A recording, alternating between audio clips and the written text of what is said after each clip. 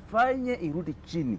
Tusiwaribu wakati tumemaliza kazi yote, kwa sababu kura ishapikwa. Yule alipita ashapita, ishapika na wale agents tayari. Hizi mirengo zote zinajua hesabu ni nini, lakini lazima verification ifanyike hapa. Labda kile kitu ningeomba tume ya IPC kwa sasa hivi ijaribu kueleza Mkenya, ipeane kwa one of the commissioners aeleze wa Kenya maana ya verification process, kwa sababu sio kitu ya kuchukua tu na kuweka pale na kusema hesabu ndio hii. Ni kazi ngumu sana. Na pia saa hizi yule communication officer wa IPC awe na mazungumzo ya wananchi kila wakati, akatuliza akisema kwenda supira tunafanya hii na haya, hesabu yetu itakuwa sawa, kwa sababu wataka kupeana tu hesabu kwa kufikiria. Hesabu inafanywa kwa sababu ya verification. Unajua nyinyi wenzangu mko hapa, nyinyi wenyewe mnajua kufanya hesabu sio kitu ya kudhania tu. Hesabu lazima ufuate ile formula imewekwa, ujue ni nini inahitajika kufanya hiki upate hiki. Lakini ukisema tu kwa kudhania utapeana hesabu mbaya, na hiyo ndio italeta shida. Kwa hivyo kura moja peke yake ni tofauti. Kwako Omondi, sababu unaelezwa muda wetu umekwenda sana. IBC kando na hayo anasema waongeze wawe wakiwaeleza Wakenya kila saa, wanasema hapa ndio tumefikia, tunaomba Wakenya muwe na subra. Wafanye nini kingine ndiposa Wakenya waendelee kusubiria? Nafikiri ya kwanza ni kueleza Wakenya ya kwamba tumefika hapa, tunafanya hii na tunaelekea huku. Nafikiri hiyo ni muhimu. Ya pili ni kwamba nafikiri inatakikana wajaribu kuona vile wanaweza hasten the process so that wanaweza kudeal na hii anxiety, kwa sababu kitu yenye nafikiri kila mtu hataki kuona ni kwamba hii anxiety iboil mpaka imwagike, ichemke, imwagike, kwa sababu ikimwagika then mambo itakuwa imeharibika, na mambo ikiharibika, unajua tumekuwa huko 2007, tumekuwa huko part of 2017, na kuna mwenye anataka kurudi huko. So sisi chenye tungeomba ni kwamba IBC wajaribu kwanza wapeane information na wajaribu kuhasten the process. Jana niliona chairman alisema tuongeze meza hapa, na meza ziliongezwa na tukaona the process is moving fast. So nafikiri hiyo ni muhimu. Na ya mwisho kutoka kwangu ni kwamba our institutions have grown. Okay, there's kuna a lot of institutional growth, kwa sababu ukiangalia vile IBC wamefanya uchaguzi 2022, there's a lot of growth kulingana na vile ilifanya 2017 na 2013, na nafikiri hiyo ni muhimu, na hiyo ni something we all celebrate. We have seen National Police Service pia wamegrow, ukiona vile wamehandle watu, ukiona the kind of preparations they have put in place. Maafisa wamefanya kazi kuntu. Ni unafurahia kuwa Mkenya. Judiciary wametuambia wao pia wako tayari, kama kuna mambo itakuja kwao watashughulikia vilivyo, na tuliona walijaribu sana kuzishughulikia wakati wa party primaries. So hiyo pia ni kitu muhimu. Tumeona shirika la ODPP pia wamesema wako na prosecutors za kutosha wenye watadili na electoral offenses. So for me hiyo kitu ya institutional growth, I think it's important and Kenyans should appreciate it. Wajue ya kwamba huku kama mambo haitaendelea vizuri, tuko na institutions zenye tunaweza kimbilia watusaidie. La mwisho, mambo leo IBC wafanye nini ndiposa Wakenya watulie nyumbani? Vile wamesema wenzangu, ni kama mimi tangu uchaguzi uanze nimepata simu nyingi, kwanza wakijua unaingia hapa ndani, wakiniuliza jameni, mambo yako vipi hapo BOMAS? Tuko sawa, hatuko sawa? Na nimekuwa nikiwaeleza kwamba mambo ni tulivu. IEBC inaendelea kufanya kazi yake kwa njia mwafaka, na ni jambo la muhimu sana. Sasa IEBC kwa sababu imeleta hii process mpaka hapa vizuri sana, iendelee kuwajuza Wakenya continuously kwamba mambo yako salama, sisi tumefika hapa. Unaona kama leo wamesema wame verify constituency fulani, waseme kila baada ya muda mfupi kwamba tumefika hapa.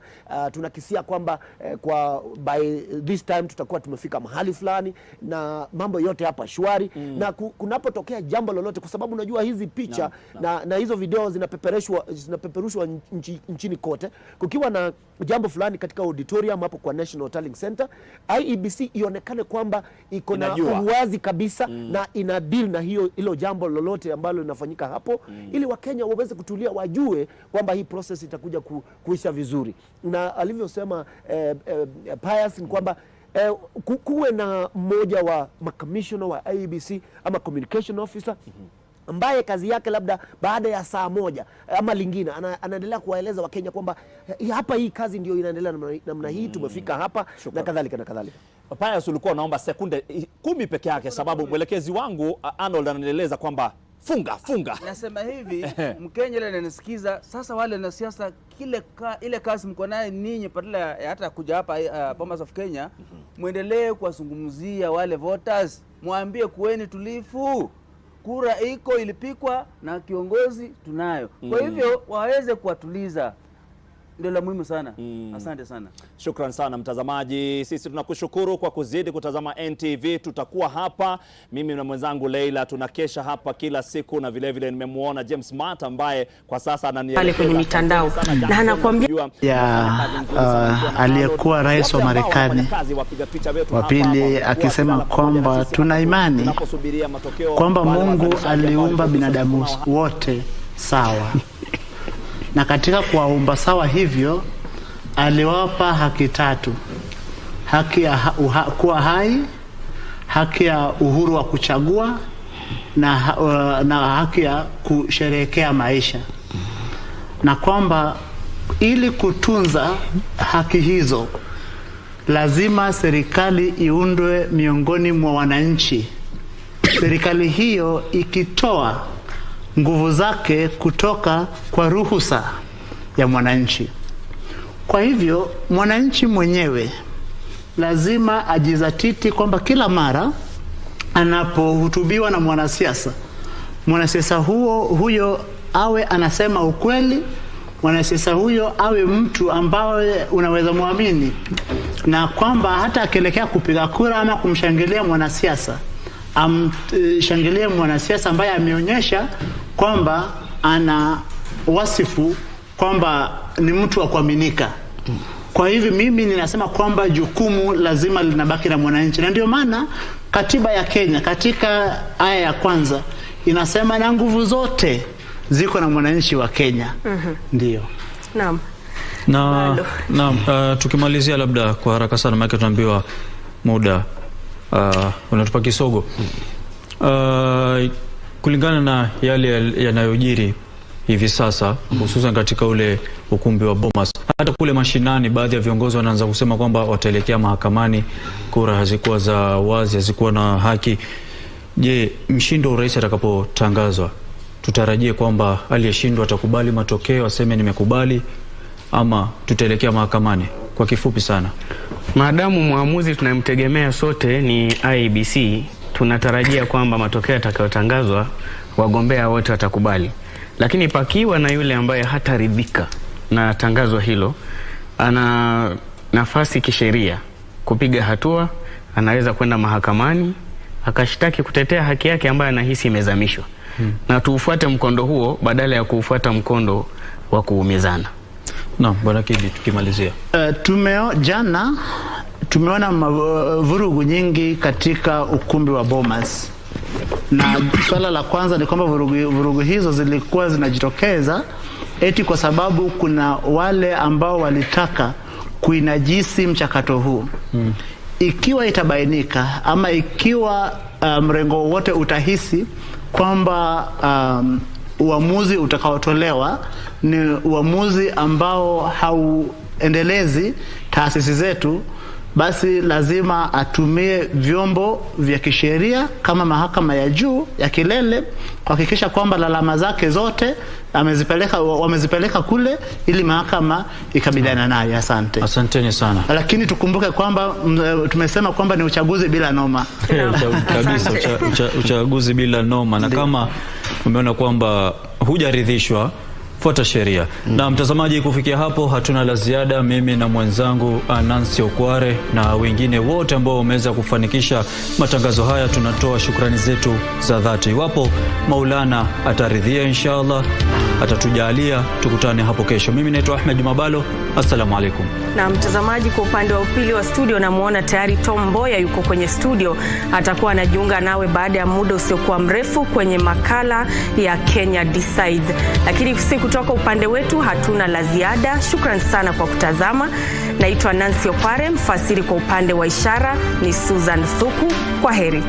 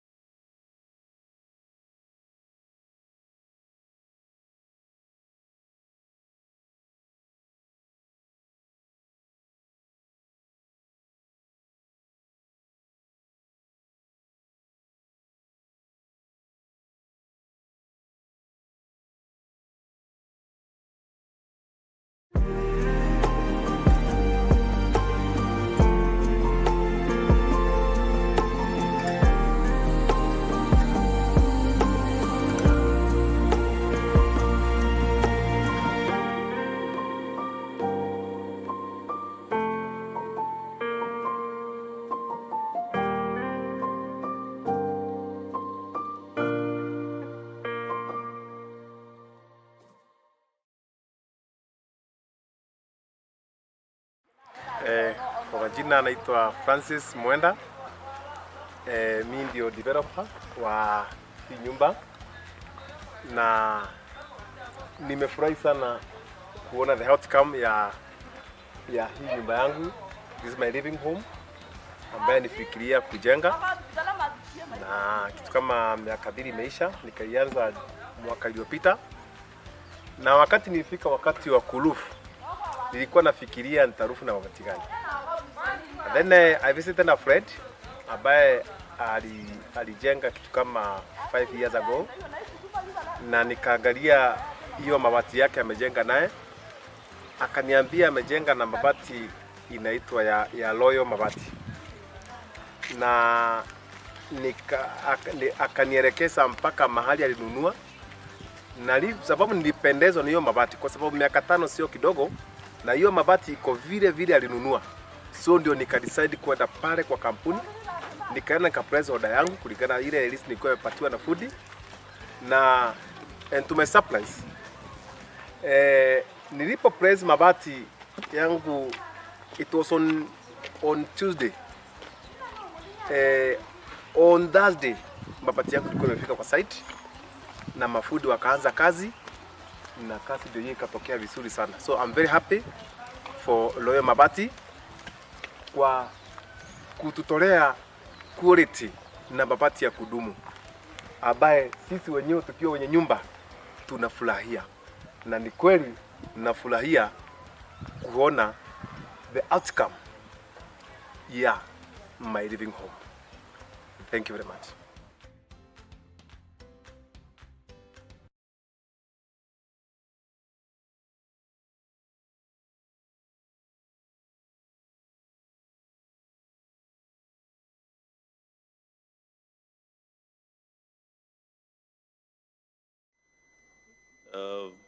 Don't stop working as we go through this.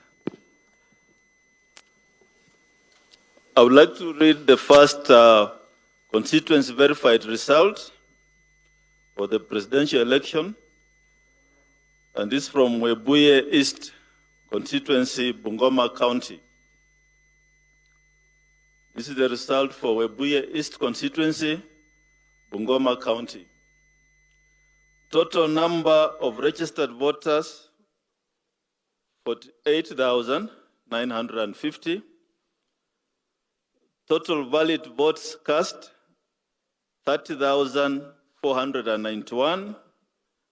Rejected ballots, 384. Raila Odinga, 13,720. William Samoei, 16,412. Waihika David Maure, 110. Wachakoya George Lushiri, 249. Those are the results for Webuye East constituency. Thank you. We shall be back with more verified results.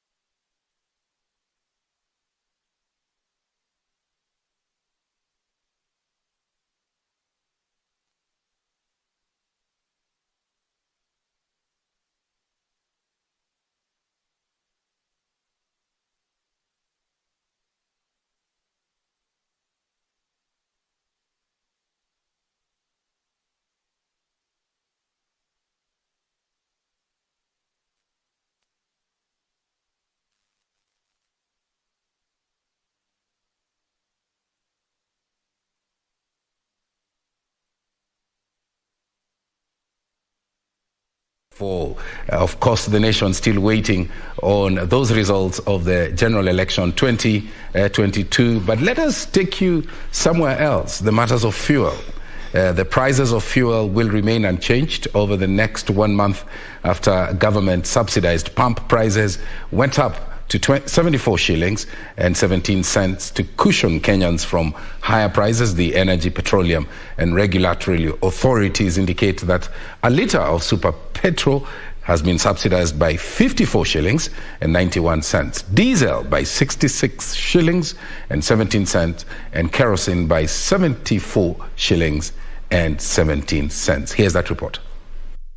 A statement from the Energy and Petroleum Regulatory Authority indicates that over the last 1 month, crude oil prices increased by an average of 4.98% from $104.48 per barrel to $109.68 per barrel. In addition, the shilling weakened 1.17% against the US dollar from 118.53 cents, hitting a high of 119.92 cents to the greenback in July 2022. This pushed up the landed cost of super petrol, diesel and kerosene, increasing by 2.99%, 8.22% and 14.90% respectively. To cushion Kenyans from what will have been record high fuel prices, the Energy and Petroleum Regulatory Authority says the government has tapped the Petroleum Development Levy to subsidize pump prices, leaving prices unchanged. This is because without the subsidy, a litre of super petrol would have increased by 54 shillings and 91 cents, diesel by 66 shillings and 17 cents, while a litre of kerosene would have been costlier by 74 shillings and 17 cents. The government has since last year spent over 100 billion shillings on subsidizing fuel, which accounts for 20% of Kenya's import bill. Since the onset of the Russia-Ukraine war, there has been elevated volatility of crude oil prices, as Russia is the third largest oil exporter, commanding 11% of the global market share. The government, they are maintaining the status quo, subsidized prices to be retained, the price of fuel, kerosene, and diesel. Well, let's go back to that story that's on the lips, on the minds, and on the hearts of the nation. And we move over to what happened. Agano Party presidential candidate David Wahiga Mwaure and his running mate Ruth Musheru Mutua have conceded defeat in the contest following the August 9th poll. That announcement coming as the Independent Electoral and Boundaries Commission continues to verify and tally the presidential votes they garnered by 4 candidates who have vied for the country's top job. A little later on, we'll be crossing over to the NAFS and the tallying center at BOMAS to get the very latest from our colleagues who have been pitching camp there. Agano Party presidential candidate David Wahiga Mwaure and his running mate Ruth Musheru Mutua have bowed out of the presidential contest, citing low votes received compared to the 3 other candidates. Dear Kenyans, we wish to concede defeat in the presidential elections in the Republic of Kenya of the year 2020-22, whose verification is ongoing at BOMAS. This we are doing after seeing what our performance has been and after deep discussions with our teams in BOMAS and consulting widely.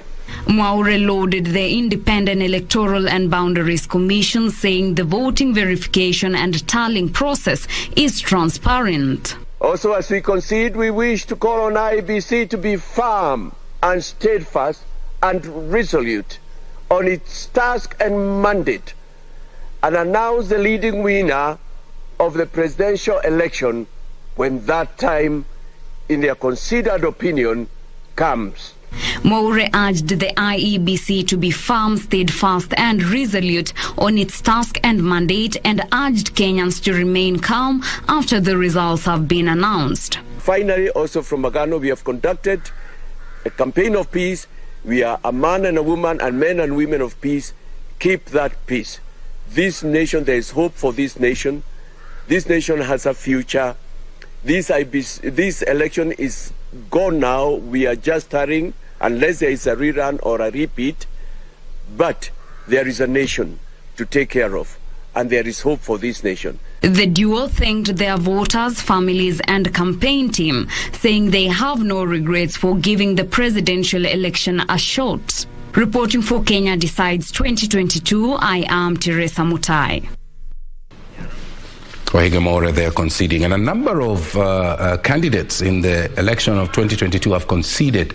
Are we seeing a new standard being set? Later on, my panelists, Kidi Mwaga, lawyer, social commentator, Henry Indidi, lecturer, political and governance expert, and also Gregory Mwaura Ngugi, counseling psychologist, will be discussing those issues later on, so do stay with us. But let's move on. Professional bodies are calling on those who have been conducting concurrent voter tallying to stop the process to avoid confusing the public. They argue that the Independent Electoral and Boundaries Commission is within its jurisdiction to tally those votes and announce the winners, adding that those announcing results without the formal verification by the electoral body are causing unnecessary anxiety. Here's that report. According to the Election Act, the Independent Electoral and Boundaries Commission has 7 days to conduct the national election. 14 professional and human rights organizations have jointly expressed the need for a unified voter national tallying by the IEBC. In fact, the declaration is a singular mandate of a body in law referred to as the Independent Electoral and Boundaries Commission. And it is so because even with our historical context in terms of electoral processes, electoral result tallying and announcement, it is important to leave it to one person under the law to do this. In addition, the organizations are urging contestants to desist from declaring themselves winners to avoid straining public tension. They note that even though individual voter tallying is allowed, announcements being made on social media by individuals and organizations are causing nothing but confusion. Any election has a winner and a loser, and we should be prepared to either be the winners or the losers. That this country has to move forward. This country is bigger than any of those political sides currently displaying, that they have won the election. Electoral system that we have in Kenya, from the MCA up to the governors, that has been the norm, and there is no exception even with the presidential tally and declaration of results. Other than what remains is to consider that Kenya still has strong laws that regulate the conduct of elections. The professional organizations, who represent over 100,000 workers, are concerned that some employers were changing the terms of service for employees. The Kenya Secondary Schools Association has expressed fears that the school calendar could be adversely disrupted by the general elections. The minister may need to call a stakeholders meeting to discuss further whether we will be ready to sit the exams in December, or because of further delay we may not be able. Hibak Said for Kenya Decides. Azimio la Umoja presidential candidate Raila Odinga says that he wants to foster peace, unite, and keep hope alive in the country.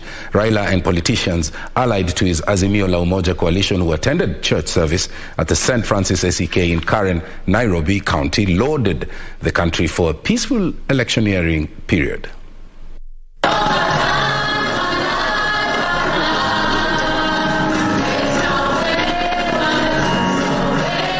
Politicians allied to the Azimio la Umoja coalition were at the St. Francis SEK Karen, Nairobi County, for a Thanksgiving service after the August 9th polls.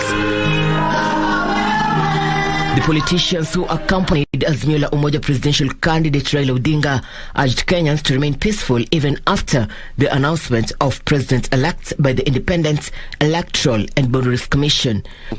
Ask for patience across the country as IEBC concludes the assignment that they have. They are the ones with the legal mandate to announce the presidential winner. So you may have your figures, statistics, etc., showing who is leading, as we do have, but we are not allowed by law to pronounce a presidential winner. ODM chairman John Badi has urged supporters of the various political camps to remain calm. And this even goes to those who are our competitors. We have a country, and this is the only country we have. So all of us must strive to maintain peace wherever we are. Election is an exercise. Once it is concluded, Kenya will continue, and we will have to have leaders. Sisi ni wapenda amani. Nairobi hakuja kuwa na fujo yoyote wakati wa kampeni na hakutakuwa na fujo yoyote hata baada ya matokeo kutangazwa. Kwa hivyo waheshimiwa, tunawashukuru sana, vile tumeambiwa katika maombi kwamba lazima tusonge mbele tukiwa pamoja. So we want to assure you that as a county we are going to have a peaceful post-election period and that there is not going to be any fracas anywhere. Going through election campaigns, but we also want to thank the Lord that the campaigns have been peaceful. The elections also have been peaceful so far. And we just want to hope that this peace will prevail even after the elections are over. Because we are part of the person of one nation, and we want Kenya to be even stronger going forward. Raila says he wishes well for the country and would love to see a progressive and peaceful nation. And this is what he says: Lord, make me an instrument of your peace. Where there's hatred, let me sow love. Where there's injury, pardon. Where there's doubt, faith. Where there's despair, hope. Where there is darkness, light. And where there is sadness, joy. That is what St. Francis of Assisi said at that time. And I think that those words rang very true to our situation here today. And that is what me as a person want to see happen. That become an instrument to bring peace, to heal, to reunite, and to keep the hope alive. And in the Bible, the land where plenty is found is called Canaan. And that's why we said we in the Azimio la Umoja Kenya want to take our people across the Jordan into Canaan. And we hope that we will be able to enjoy life in Canaan. Irene Mchuma Odem, Kenya Decides. Well, the United Democratic Alliance presidential candidate William Ruto has urged Kenyans to be calm and to give the Independent Electoral and Boundaries Commission IEBC ample time to tabulate votes. Ruto says Kenyans should replicate the peaceful atmosphere accorded to campaigns and voting, and the verification and tallying exercise should equally be given that peaceful environment.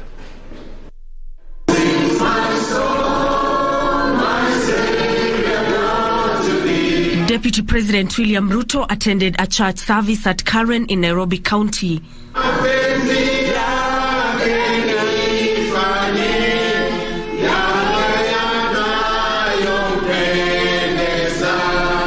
It is here that the United Democratic Alliance presidential candidate urged Kenyans to be patient as the country awaits the official announcement of the presidential results by the Independent Electoral and Boundaries Commission. I want to request and ask all of us as the people of Kenya to be patient with the processes that are going on at the moment, and to pray for the electoral IEBC so that they can complete this exercise in the manner in which we have voted. Ruto hailed Kenyans for conducting themselves peacefully during the campaigns and coming out in numbers to exercise their democratic right last Tuesday. We've had a peaceful election moment. We've voted peacefully. We have gone through this process peacefully, and it's my prayer that we end this process peacefully, because Biblia inasema mwisho wa jambo ni bora kuliko mwanzo. Nancy Okware, Kenya Decides. Narok County Commissioner Isaac Masinde has appealed to the residents and political candidates to remain calm and await Of the tallying gubernatorial votes. This after a section of residents took to the streets to protest delay in the process.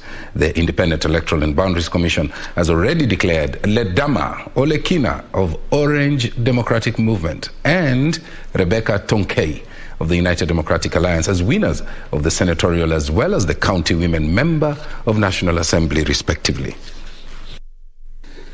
Shida ilianzia Kilgoris Town ambapo tallying haikufanywa, na jana tukapata habari kwamba the county returning officer alikuwa anataka kusoma results without the votes from Kilgoris County. So I want to appeal to the two candidates as the chief of county security team to maintain law and order, and also I want to ask the chairman of IEBC, Chebukati himself, or the commissioners to take up the issue of counting votes for Narok governor seat so that a better solution can be given. So, nataka nichukue nafasi hii pia niulize wananchi wa Narok wakuwe calm, wa maintain law and order as we wait for Honorable Chebukati to be able to give direction on the counting of votes of the governor seat in Narok County. Let's go to Uasin Gishu, where Eldoret Anglican Church Bishop Dr. Christopher Ruto is calling on politicians to allow IEBC officials to complete the voter verification process smoothly without unnecessary interference. Bishop Ruto says that he has noted with concern disruptions at the ongoing voter verification exercise at the NAV Center that's in the BOMAS of Kenya, and he's asking politicians to wait for the IEBC to announce the results. Timothy Kipnusu puts that story into perspective. The memorial service for the first bishop of the Anglican Church, Diocese of Eldoret, the late Bishop Alexander Muge. It is here where the Eldoret Anglican Church Bishop Dr. Christopher Ruto hit out at those interfering with the mandate of IEBC. Our fear and our greatest challenge is to tell those leaders not to intimidate the IEBC in any way. Let these institutions that have been given the freedom to run, whether it is IEBC, let them run up to the conclusive end. Bishop Ruto says the electioneering period have been largely calm and everything should be done to maintain it. We continue to exercise peace and restraint as we await the final declaration by the body that is officially mandated to announce the elections. But as we do that, we also have a duty to pray for our country and to be led by the words of our national anthem that God, who is our creator, continues to bless our land and our nation. He urged Kenyans to embrace peace as they await the announcement of the presidential results by the IEBC. Wakaji wa Eldoret tunawaambia tuendelee kukaa kwa amani hata kama bado tunangojea president. Tuko katika hatua ya kuweza kuhimiza swala la kuboresha na kuunda upya story ya taifa letu. Wakenya tumefanya sehemu yetu. Wakenya tumechagua. Wakenya tumeonekana sisi ni watu wapenda amani. I want to urge all our Kenyans that we maintain the peace. I think the best thing we can do now is to be patient. Before long, I am very sure we are going to know who the leader is going to be, who our president is going to be, and that president, I am praying that we all as Kenyans embrace whoever that president will be.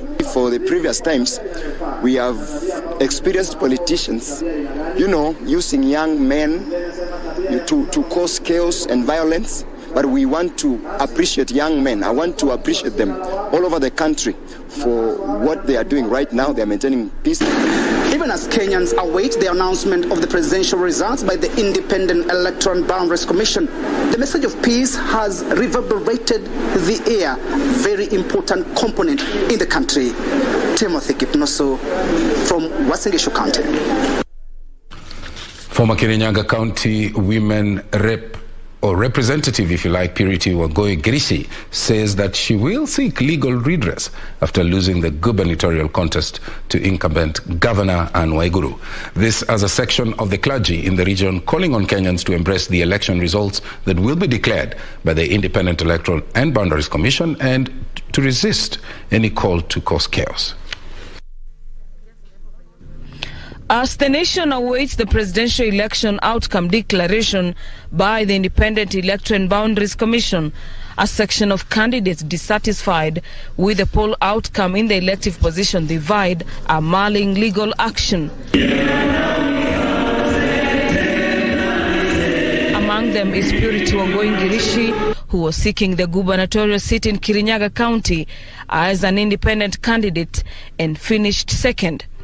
Ngirishi, who is the immediate former Kirinyaga County woman representative, attended Sunday service at St. Thomas Cathedral Anglican Church in Kirugoya, where she said she will be filing a petition seeking to overturn the victory of Anne Waiguru, who was declared the governor-elect. I am not bitter with anybody.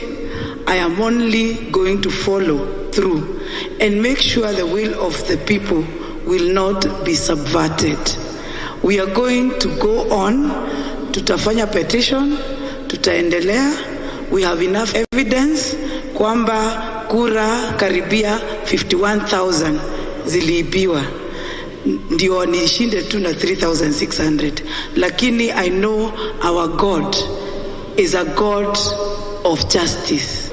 We believe what was announced here by the returning officer did not reflect the will of the people, and so we will be taking the next course of action in due course, because I believe the will of the people was not reflected in what was announced. Meanwhile, Kirinyaga Anglican Archbishop Joseph Mureni Kabushwa has urged Kenyans to remain united, irrespective of who wins the highly awaited presidential election. Naambia watu wa Kirinyaga tusishambulie wale walianguka. Sio wakati wa kurarua mwenye alianguka.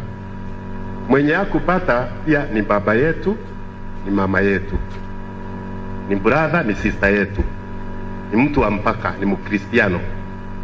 Kwa hivyo sio wakati wa kumrarua kusema alifikiria. Hata kama unajua nilikuwa nikisupport so and so na hakupata, sio wakati wako wa kunirarua. Si umeshinda? Na mimi nimekubali nimepotea. Si twende mbele, twende pamoja.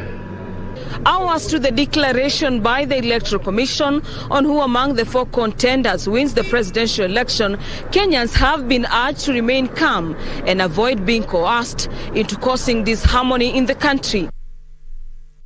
A section of leaders elected under the United Democratic Alliance in Nyeri County are calling on Kenyans to maintain peace as the Independent Electoral and Boundaries Commission verifies and tallies the presidential votes.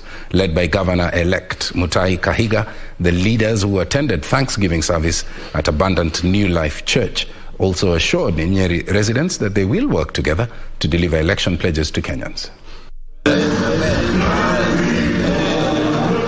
Nyeri County Governor-elect Mutahi Kahiga and Nyeri Town Member of Parliament-elect Duncan Madhenge attended church service at Abundant New Life Church in Nyeri Town to give thanks for their victory. Basi hivyo nimekuja kutii Mungu kwa sababu ya ushindi aliotupa sisi watu wa Nyeri.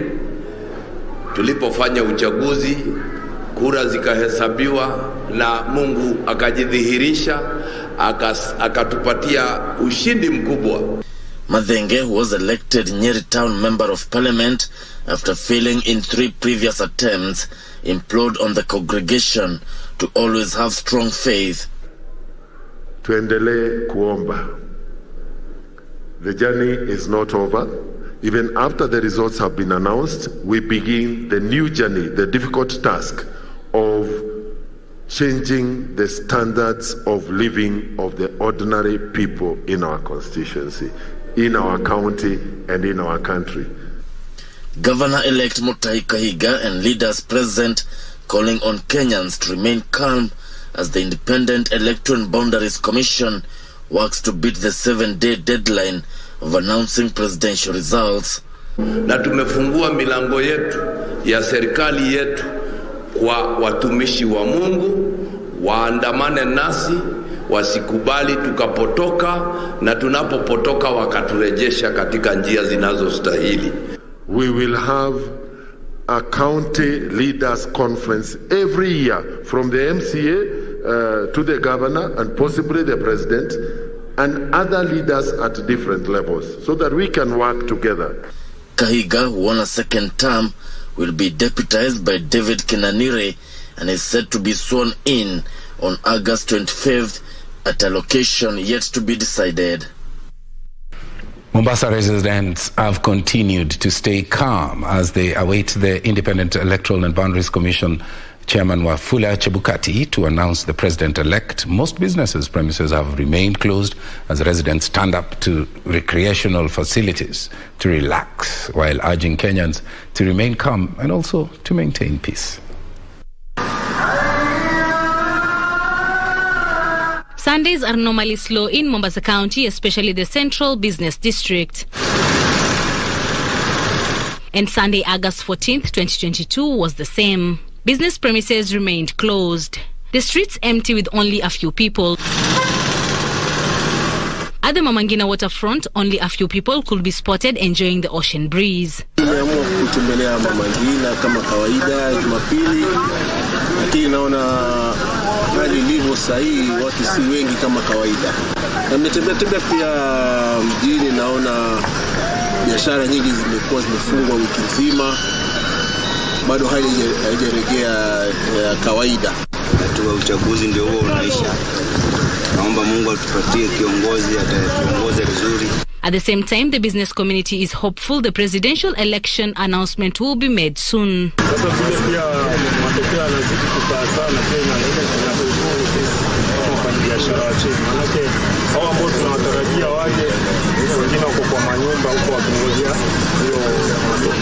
Ningependelea kama itawezekana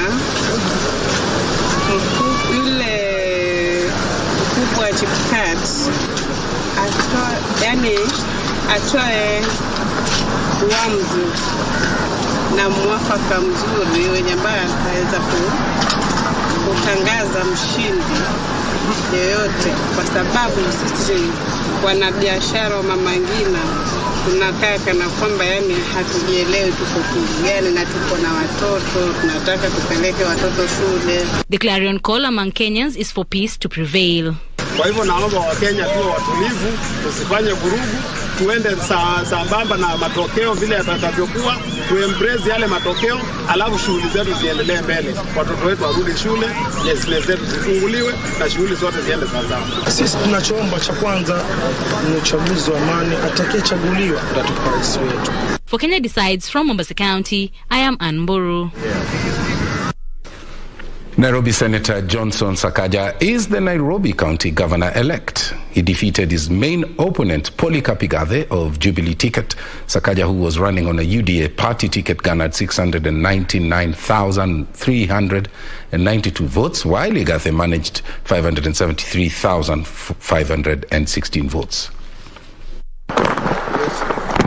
Sakaja was declared the winner by the Nairobi County Returning Officer Albert Gogo at the Tarling Center at the Moi International Sports Center, Kasarani. This is despite Gogo saying forms from 6 polling stations were missing.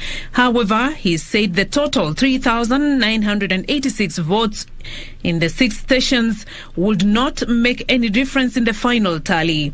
At the time of issuing the certificate, Sakaja was not present to collect his certificate, but he later showed up and was handed his certificate, flanked by his deputy, Njoroge Moshiri. Following the declaration by IEBC, Azimio gubernatorial candidate Polycarp Igathe conceded defeat through his Twitter handle, posting, "I accept the decision of the people of Nairobi and thank all our supporters. The governor of Nairobi is His Excellency Johnson Sakaja. Congratulations." After receiving his certificate, Sakaja called on Kenyans to remain calm as the country awaits the announcement of the president-elect. But whatever the outcome, we remain as Kenyans, we remain as Nairobians jirani yako ndio ndugu yako, whoever it is. Please let us remain peaceful and let us teach this country what we're made of. Sakaja's supporters, who were already waiting for him at the center, celebrated his win as he took the chance to lead them through prayer. Tumeona mkono wako Bwana. Tunakushukuru, sifa zote ziende kwako. Tunakushukuru kwa ushindi ambao umetupa. ODM Secretary General Edwin Sifuna clinched the Nairobi Senator seat after garnering 716,876 votes, trouncing his main opponent Margaret Wanjiru, who polled 524,091 votes. I am proud to say that I have gone through this entire campaign without mentioning any of my opponents, but I consider them worthy opponents. And I just want to say that they're welcome to work with us in order to deliver for the people of Nairobi. ODM's Esther Passaris was re-elected the Nairobi County Woman Member of the National Assembly after polling 698,929 votes to defeat her closest rival, Millicent Omanga of UDA Party, who got 586,246 votes. We will work tirelessly to serve all of you. When we get into office, we don't care which party you are, we don't care whether you voted for us. What we care is to deliver on the promises. Beatrice Getonyang-Etich, Kenya Decides. Women leadership networks have lauded the 7 women who have been elected as governors and the 3 elected senators, saying that this is the right step in the right direction. The 2/3 gender rule, which so far remains elusive, might be a thing of the past, led by Dr. Jennifer Riria. The networks, which are part of observer groups monitoring the electoral process, further noted a reduction of the cases of violence meted on women as compared to 2017 general election. Eco Network Africa and Africa Women Leaders Network, led by Dr. Jennifer Riria, have hailed Kenyans for electing 7 women governors, 3 senators, and many others in different positions in the 2022 general election. Dr. Riria acknowledged the election of women leaders puts the country on the right track towards achieving the 2/3 gender rule in future. We wanted to achieve the 2/3 gender rule through women themselves fighting for elective positions. We have done well. We don't know yet because tallying is still going on. But we think we have done well. But we will not achieve this unless all women, and especially the young women, the ones around me, get out and run.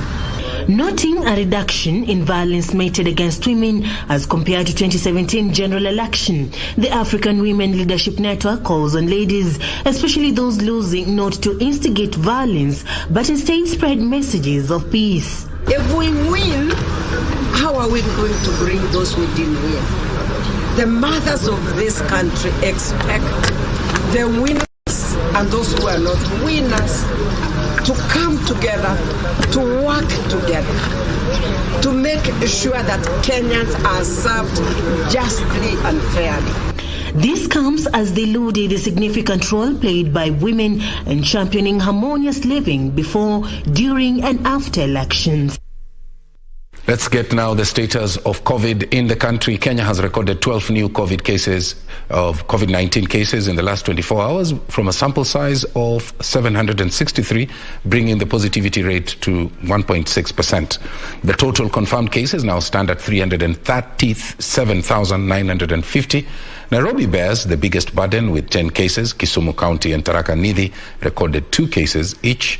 According to statistics from the Ministry of Health, the cumulative fatalities remain at 5,673 and no death was reported over the last 24 hours. So far, 20.9 million vaccines have been administered across the country, with 17.6 million adults being fully vaccinated. Data from the Johns Hopkins COVID Resource Center shows that over 589 million COVID-19 infections have been confirmed globally, with more 6.4 million deaths being reported since the pandemic began.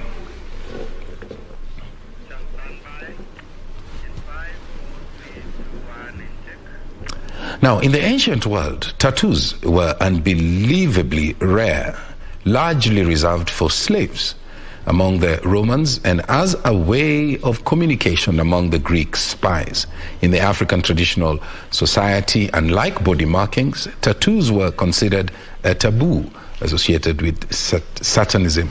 Today, tattoos are everywhere. 2022, nearly 2 in 5 people have tattoos. Our reporter Esther Bodo has more on this.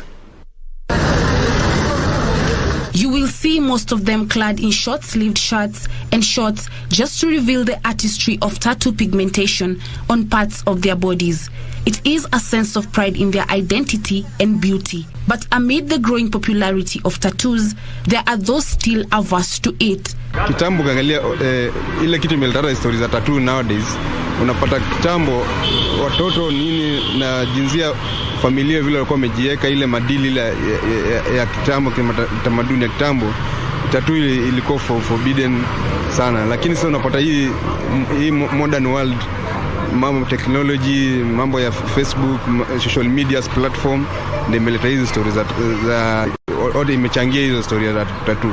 Some parents term it unbiblical and wouldn't allow their children to ink their bodies. Kulingana na venye najua, venye nawalea, ndio watanisaidia kwa ile wakati sitakuwa na nguvu ya yangu, yani mimi. Ikakuwa siku moja nikakuwa nahitajika damu sijui nini, nasikianga hiyo tattoo haitaweza. Kwa hivyo pia huyu mtoto wangu hataweza. Kwa hivyo mimi naweza kataana nayo. Mimi namulea ndio kesho yake pia mimi anaweza msaidia. Others argue that it is up to their children to decide on whether or not to embrace the art. It's a sign of art and also a type of expression. We express ourselves differently. So you find, depending on oneself, you find we have various forms of expressions. So you find people express themselves through the drawings, through markings and different things. Honestly, I'll leave that decision up to them. Whatever the decision they make, it's up to them. In a modern world, there are things that we need to accept. It's a modern world, yeah. If it's their choice they've made at that age, there's nothing wrong with that. Those who have taken up body inking art have also done it for a variety of reasons, such as religion, affirmation of their love for something or someone, beauty, and individualism. I love tattoos. I have five of them because they are kind of reason where how I express myself, how I express my feelings, because I suffer from mental health. I have one tattoo. And for me, I had it because beauty, and I just love tattoos. That's all I can say. These preferences have fueled a growth in tattoo parlors in major towns across the country. Bernard Koimen, a tattoo artist, says his love for art led him to found the Quems Tattoo Parlor. I'm into art. I've done other things, but this pays well. So that's one factor. So the money part, the main factor? Money makes the world go round, yeah. His colleague Mugs Jose, who has been a tattoo artist since 2011, says most of his clients are youths who are inspired by art and love expressing themselves. There are people who get into the artistic aspects of it that do not regret it. So yes, there are people who parents would force them into it, force them out into the removal, and there are people who accept it as the part of themselves. Many people get tattoos that hold personal meanings to them. For him, the tattoo on his leg symbolizes the birth date of his 3 children that he tells me are dear to him. On concerns about the side effects of tattoos on the human skin, Bernard says there are measures to be taken before tattooing a client to ensure it doesn't go south. You need to check someone's portfolio, the artist that is. And after the tattoo is done, there's how you're supposed to take care of it. There's triple antibacterial ointment you're supposed to apply for the first 3 days. After that, we recommend some lotion. You're not supposed to go swimming, too much exposure to the sun. That's how you get a good tattoo. The pain experienced during the process depends on the part of the body being tattooed. The most painful part to get a tattoo is near bone, shin, lower back, but fatty tissue areas are not as painful.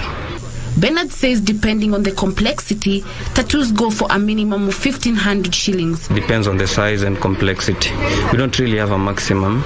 It depends on the complexity. A form of tattooing called microshading is one of the latest trends, popular among women in their quest to feel more secure about their beauty.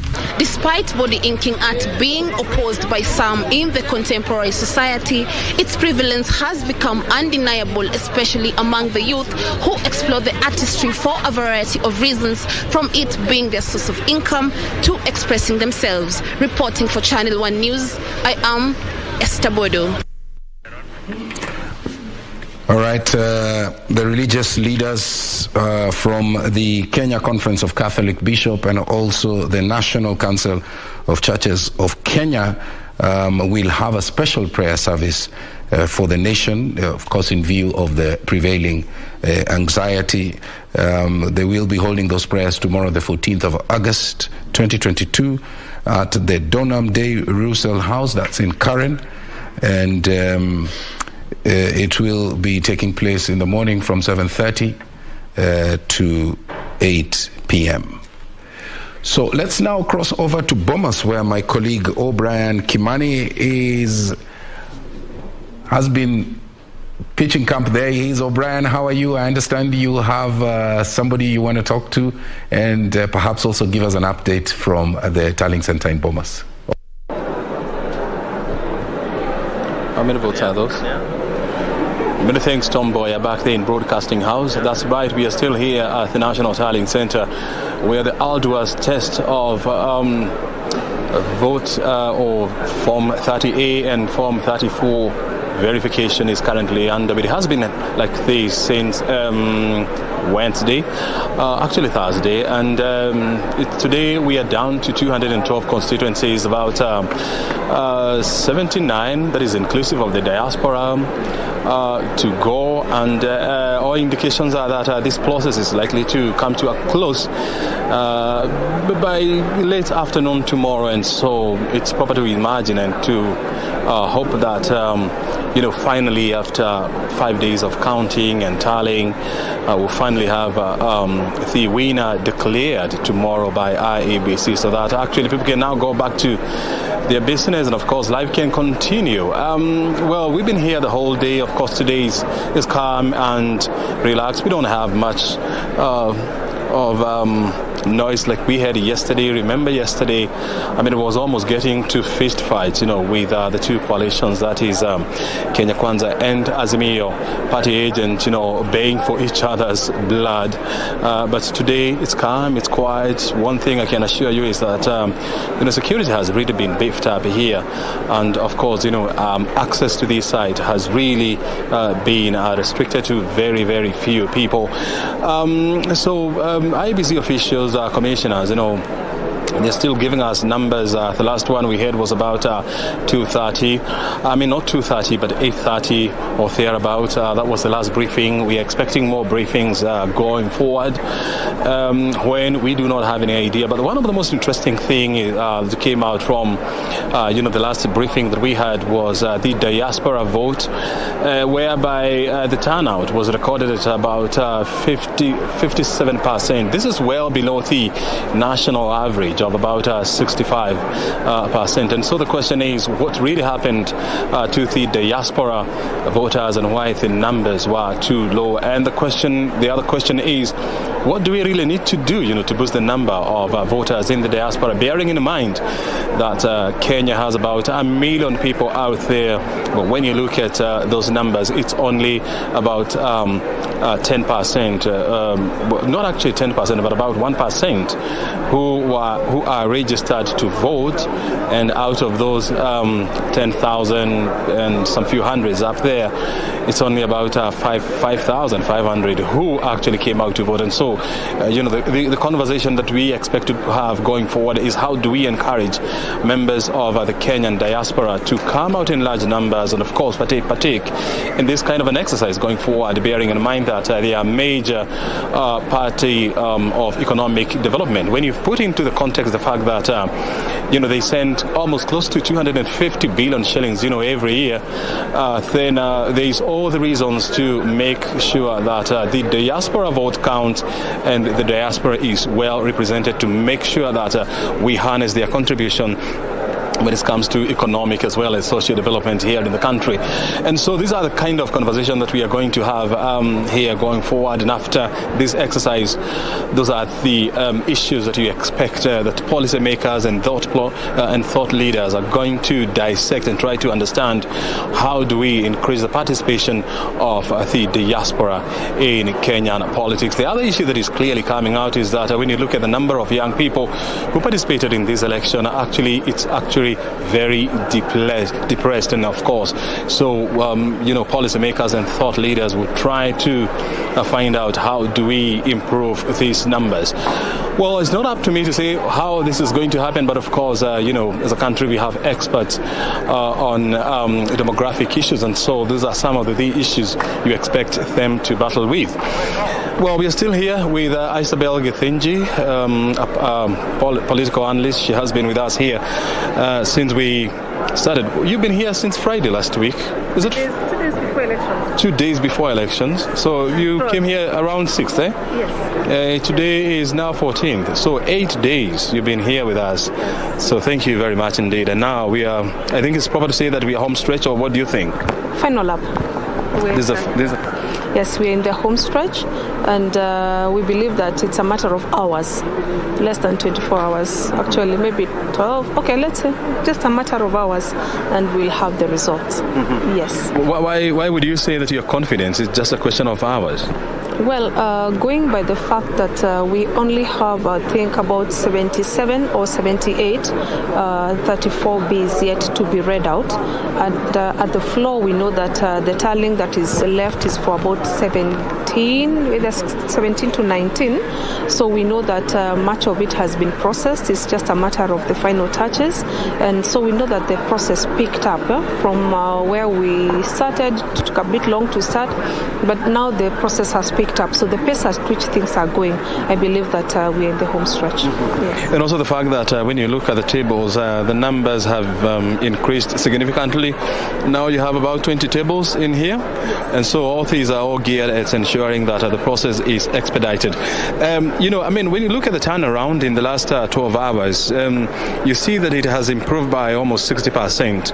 And so if we were to maintain that trend, is it proper to say that this process can also be concluded before morning? It is possible. All things are possible because what is outstanding is nothing that cannot be sorted out in a couple of hours. We just don't know the program that, of course, IEBC has. But in terms of the process itself, I don't think that there's so much left to be done. Mm-hmm. Yes. And also, when you bear in mind that there were a lot of politicians here in this hall yesterday and the day before yesterday. They were roaming around. But today, IEBC has been very restrictive when it comes to the number of people, accessing this hall. So you have very, very little interference, from politicians. Do you think this has somehow helped move the progress forward? Well, the noise that was coming yesterday, I don't think it was interfering with the process in terms of time. The only reason why the noise was coming is because people felt that there was funny business going on the floor. And so perhaps IEBC has also been able to look into the areas of concerns. And once that has been, taken away from the interests of the politicians, then they have no other, they would want this matter concluded. So the interest is not to interfere with the process. But when they have concerns, then of course they're going to stall the process until the concerns are addressed. Mm-hmm. And so they're in heightened security because there was now, after that commotion, there was heightened security. I think that spoke to the whole idea of perception that, the place is well guarded. But more than that, I think people are more vigilant and they have better understood the process that is going on there. Because, when people don't understand a process, they are likely to, raise alarm on everything that they think is suspicious. But when they understand the process more, then they are likely to have no problems. But then, yes, as you're speaking to the issue of the many people who have been locked out, again, when you have people who do not know what the process is, then, and when they come here, they want to be seen to be relevant, then they are likely to, register their presence one way or the other. And maybe that was also one of the things that caused the commotion. Yes. And I just want to pick it up. You're saying that the reason why yesterday there was commotion, there was a shouting contest, between the two coalitions, that is Kenya Kwanza and Azimio. And so how comes that is not happening today, and you don't have as many numbers of politicians that are here today compared to the numbers that were here yesterday? Well, Brian, the noise that was coming yesterday from the politicians was because of things that were happening on the floor, or things that they thought were happening on the floor. So even the few politicians who are here, it doesn't even only take politicians, also have observers for the different camps. So as long as anyone suspects that there is something funny happening, even now, you are likely to see some commotion, because nobody wants to, an unfair process. The process has to actually be fair. So that noise, whether yesterday or even today, it's been calm, but it's also because it means that they are not seeing anything that they are not happy about. Yeah. So are you assuming that because there is no commotion, there is no shouting contest, then the process is progressing on smoothly? The process is progressing on smoothly. However, I would like to just put a disclaimer that some things are not seen. If anybody wants to interfere with the process, they will obviously try and make sure that they cannot be detected. So by not seeing does not mean it's not happening. But what we are saying is, as soon as it can be suspected to be happening, then of course there's going to be an alarm raised. Mm-hmm. Yes. When you look at the reception of IEBC in listening to all the parties that are having challenges here, and let's face it, it has been a Herculean task for IEBC trying to address all the concerns raised by political parties, party agents, observers, IEBC clerks, and so much. Would you say that, their response to issues has been conclusive, has been satisfying? I like what IEBC is doing on matters communication. Any issue that is raised is addressed, and it is addressed to the satisfaction of the parties. So that in itself is a very good communication tool, and it tends towards lowering the temperatures, because when people feel that their issues are addressed and conclusively so, then they'll be comfortable. So the IEBC has done very well on matters of communication in terms of issues that are of concern when they are raised, and as when they are raised, addressed immediately. Mm-hmm. Yes. And when you look at the face of the people here, the people who are verifying, the people who are tallying, the media, the observers, political party agents, and so much, are you seeing fatigue? It has been a long wait. It has been a long wait, and many people here are pushing very long nights, long hours during the day and running into the night. I doubt that there are any observers here who are taking a rest of more than 6 hours.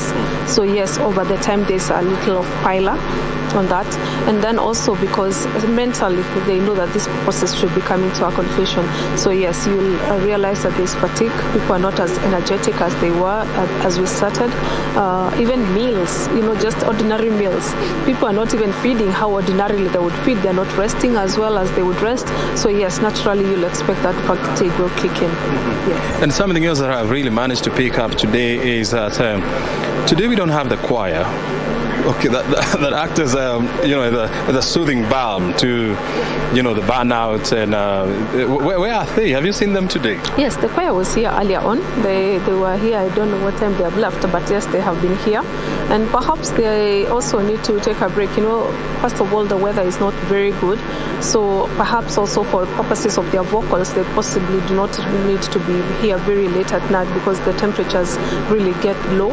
And I'm sure they'll be here again tomorrow for the final stretch. For the final stretch. You've been here now for now 8 days. What is this one thing that you have picked up that has really impressed you about this whole process?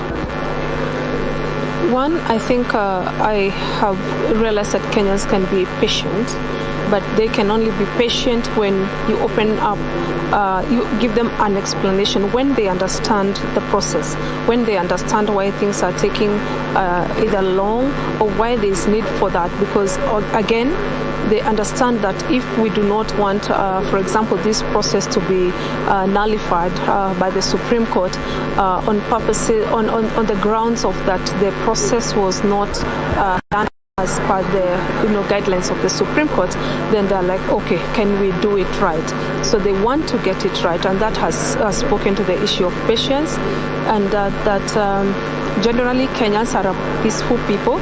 We are here to different coalitions and observers and everybody, all stakeholders are here, and all of them are interested in the outcome of this election.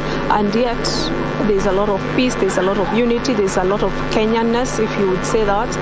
And perhaps I hope that even after the result is announced, much as there will be maybe some bit of disappointment one way or the other, but that unity that we're seeing here, the spirit of nationhood, that it can continue beyond this process. Yes. Today, we have not seen IEBC Chair Wafula Chebukati, and somebody actually texted me and asked me, hey O'Brien, I haven't seen IEBC Chair today. Where is he? Do you have any idea where he is? I have absolutely no idea. Would you want to speculate? I wouldn't want to speculate. I wouldn't want to speculate, but the fact that the Commission is working as a team, it is good that the work has been continuing with or without his presence. That work has been ongoing. We have made a lot of progress today as well. So it is good that it is not a one-man show, so that if he is absent, then nothing is going to continue. It is good that the Commission is working in unity. Mm-hmm. Yes. Do you suspect that the IEBC Chair Wafula Chebukati could be saving his energy for the final lap? Well, I don't think that the issue of energy would arise, because he's a fairly young man, if you ask me. Yes.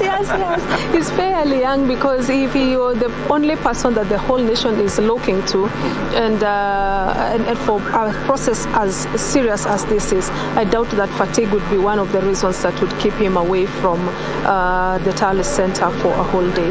So I do not want to speculate anything, but I do not think that he's all beat. Yes. I don't know whether you have observed this, but even after politicians, they tear into each other inside this hall, they do name calling, they shout at each other, eventually they go back into their natural element, they become friends, they hug each other, they create some sort of a camaraderie, and they become friends. This is something that even us as Kenyans, we ought to learn, right? I think, in fact, even as we are speaking now, I would love that the cameras would actually just show Kenyans how these politicians are behaving inside this arena, so that after the elections are announced, the Kenyans out there do not tear at each other in the name of their politicians, who are friends here. Their kids school together, their children are friends together, they marry each other, and out there they paint a picture of us versus them, like a clear divide, that we are on this team, you have to choose a team. I think that it is important for the Kenyans to also see that these politicians are one. It is just that they participate in political processes, a contest after which there's a winner and they go back to being friends. So that even we as Kenyans would also take leaf from our leaders, that we are one, and after the contest we shake hands and continue with the task of nation building. I know it's proper to imagine that you have also been receiving phone calls, you've been receiving emails, text messages, WhatsApp, and so much, with the people asking you, I mean, what's happening at BOMAS of Kenya? When are we likely to know the winner in this context? And when is this event finally coming to a close? What are you telling them? I'm telling them that we need to exercise patience, and I know that, of course, patience is running out. But then even as it's running out, even the days within which to deliver an election are also running out. So we all know that this matter is being concluded any time now, and that we're going to have a country after this announcement. Yes. And Isabel, I mean, the fact that you've been here for 8 days, that would qualify to be an impressive feat for anyone. What is driving you, and or what's the driving force behind your determination to come here? It's not let's face it. I mean, this environment is not the best with the cold that engulfs this place, every day. So what keeps you going? Oh, Brian, the tree of democracy has to continue being watered. Today I'm watering it. In the past, our grandfathers watered it with their blood and sweat. My grandfather was in the Mau Mau War. And therefore, when I look at the situation, my environment within which I am pushing for the space of democracy to remain protected and expanded, I don't have to go to Mount Kenya in the forest to do that. My environment is a bit better. I can have some just coffees, and I'm running on those. But at that time, it was much different. Things were different then. So when I look at the sacrifices that have been made by others in the past, even the people who were also fighting for the multi-party democracy, the things that they have had to go through, then it becomes easy for me. I have to be loyal to the cause, but it is not as bad as it has been for others before me. And of course, when you look at the people in here, from IEBC officials to observers, both local as well as international, to the security agents who are here, do you see determination? Do you see selflessness? I mean, do you see people who are determined to ensure that Kenyans get a leader that they voted for, and the process is as conclusive as possible and as peaceful as possible? I think everybody who is here, whatever capacity and for whatever role that they are playing, I believe that there is a spirit of nationhood that you can sense in this room, whether with the media, with the security teams, with the stakeholders, with the clerks who are working, the commission as well, people who are braving the cold outside there. Everybody, there's a spirit of nationhood that we are creating an environment for our country, and that we have this process to, when we go through this process and do it right, then we will actually go back to the country and say, we did this, we did well, and the country will celebrate with us, and they will say that indeed there is no, when they are happy with the process, then they will accept the result. Yes. Very good. Isabel, thank you very much indeed for your time here, and of course we're going to utilize your services and your experience and expertise, and of course your thoughts in the coming hours. So thank you very much, of course, for being so kind and being here with us. So kindly go and take your position and have a lot of coffee. Thank you very much. Isabel Gethinji, she has been very consistent. She's been with us here since we started this process. That was about 8 days ago. She's still here and going strong and giving us wisdom and knowledge when it comes to what's happening here. And of course, we've been here burning the midnight oil, literally, to ensure that this process is concluded. And of course, we ensure that we give you the latest from the National Tallying Center. We are not yet done.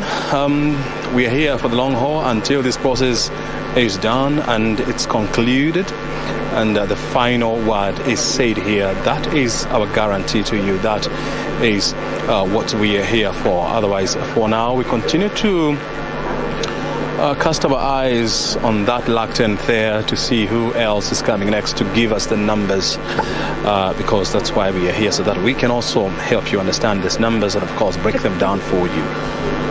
Well, O'Brien Kimani, as always, is my name. I'm now taking you back to Tom Boyer back in Broadcasting House for more stories. Brian, and keep warm. Take tea as well, or coffee.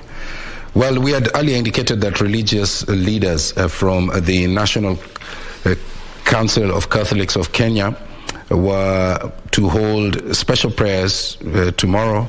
And I want now to take you to listen in to what the Secretary General, Reverend Colonel Chris Kinyanjui of the NCCK had to say. Let's listen in.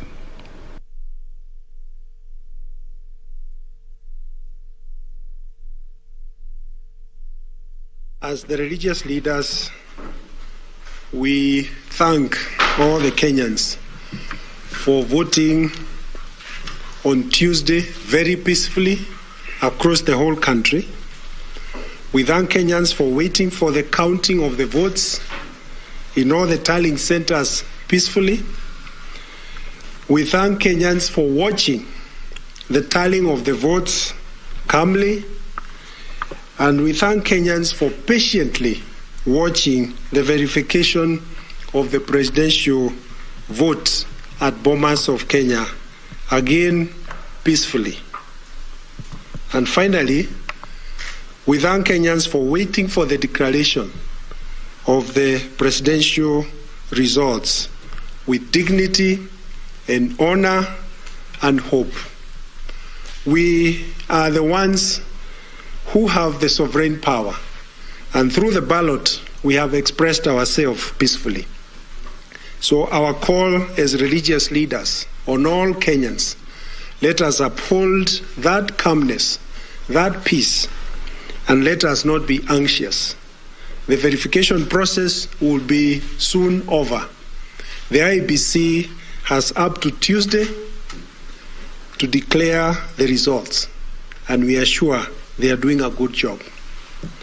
We also want to call on the IEBC, as the Commission mandated with the declaration of the results, that they continue the counting, the tallying, the verifications and declaration of the results, especially the presidential votes, with utmost good faith. The votes that are in the hands of IEBC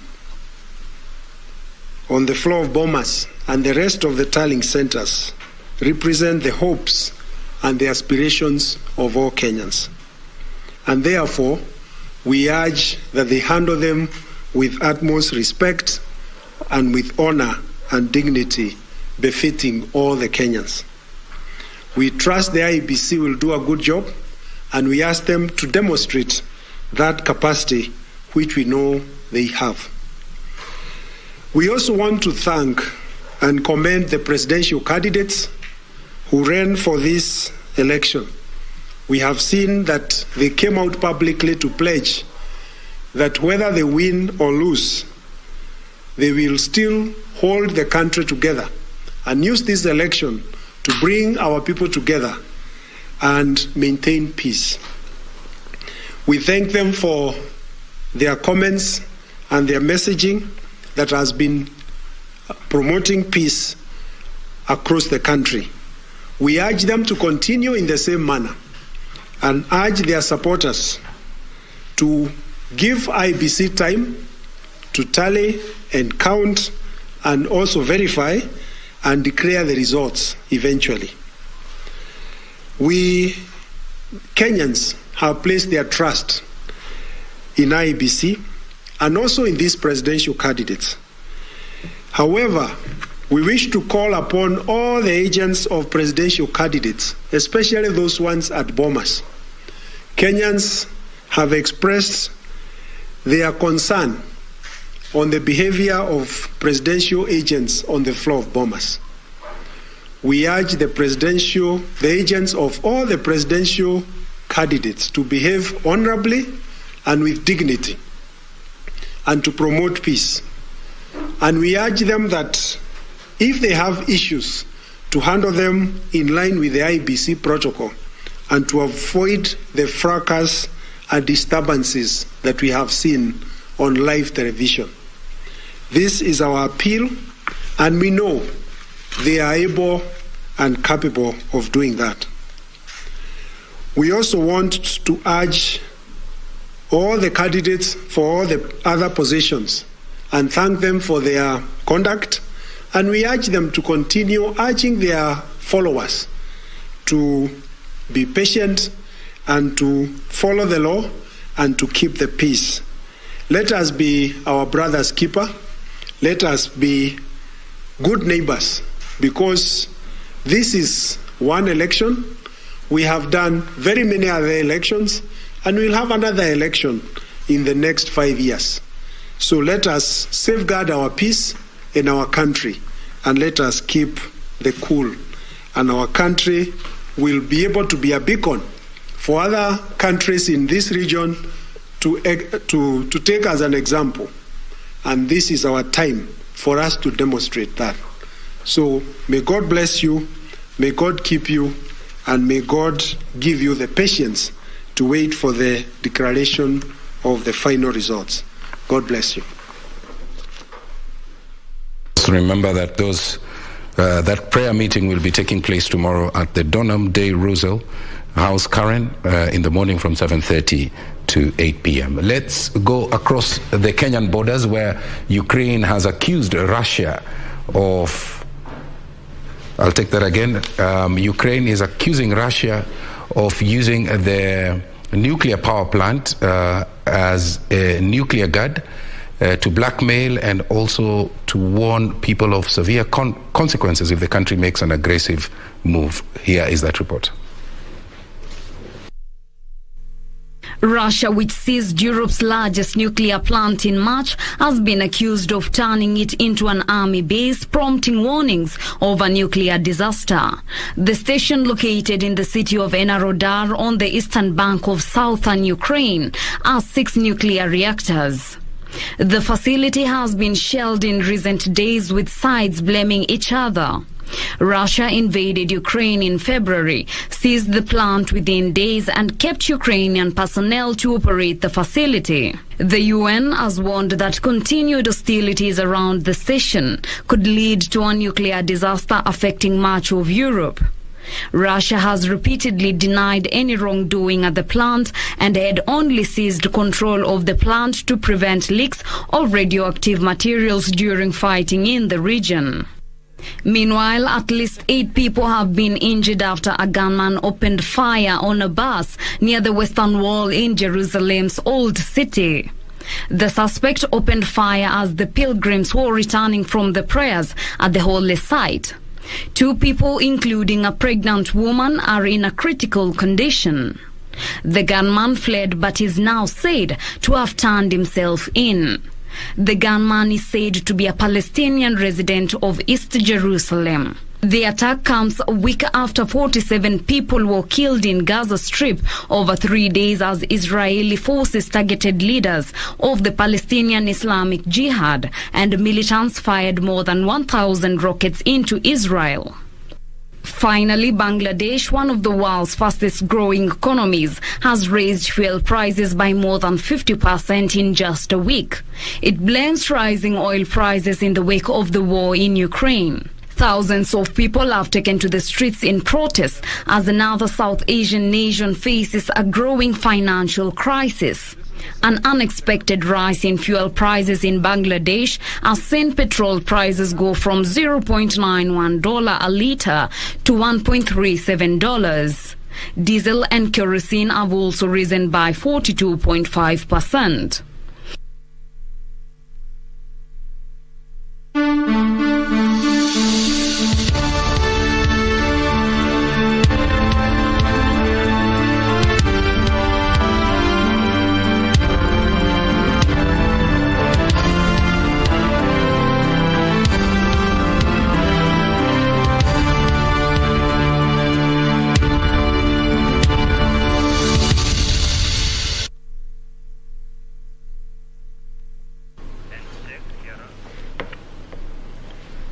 Kenya Decide continues. Welcome back to our interactive session. In studio, my guest, Kidi Mwaga, a lawyer and social commentator. Thank you, Wakili, for coming through. Henry Indidi, lecturer, political and governance expert. Asante sana for coming through.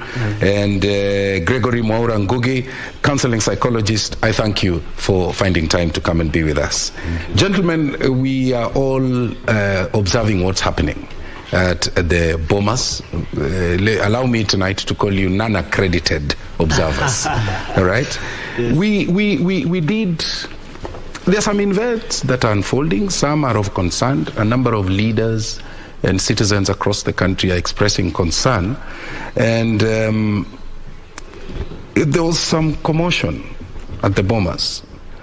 We saw, the presidential aspirants wanting to go in, and the IBC security saying, no, you cannot come in. We are concluding our processes here. And I want to ask the first question, Gregory, is this one of the ways that anxiety is manifesting itself, not only on the supporters of the candidates and the leaders, but also on the leaders themselves, that they are perhaps genuinely anxious about what is going on there, and it's being displayed by what the kind of commotions that we are seeing. How best can we manage such situations, both for the leaders and the supporters who are watching them on screen? Thank you so much. Thank you so much for having me. We've reached a point where the process is coming to an end. And from different results, there is what I see and I interpret. Some are interpreting a win, others are interpreting a loss. Having interpreted it that way, there are some things that we will see manifesting themselves. We can see anger. Anger in the sense that what I expected to be a result that will favor me is no longer there. We'll see doubt. How come this has happened, this has not happened, this has happened? We'll see bitterness in these particular leaders. And actually, for those results, for those who have gotten their results, especially at the MP level, at the governors level, you can actually see those things. Especially, I saw it coming out from different. Allow me not to really. There is that. There is also pain. There is also pain. When these emotions are manifested, they propel us to some activities, and some of these activities is, I want to forcibly get in. I want to be seen. I have to project. I have to go and verify whether you guys really did the whole thing. But I'm seeing a commission that is well prepared, honestly, from my side.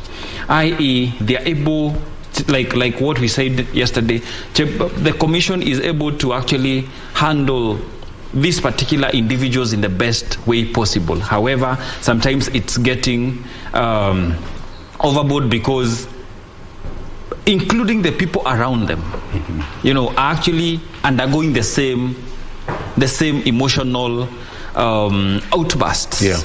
So what is so much needed at this particular point is to be in touch with yourself as a leader, to be in touch with yourself as a citizen. What am I undergoing? So what am I feeling? So in terms of concrete coping mechanisms, because I remember when I was calling you to invite you to this interview, I was told that you had gone out for a walk. Yes.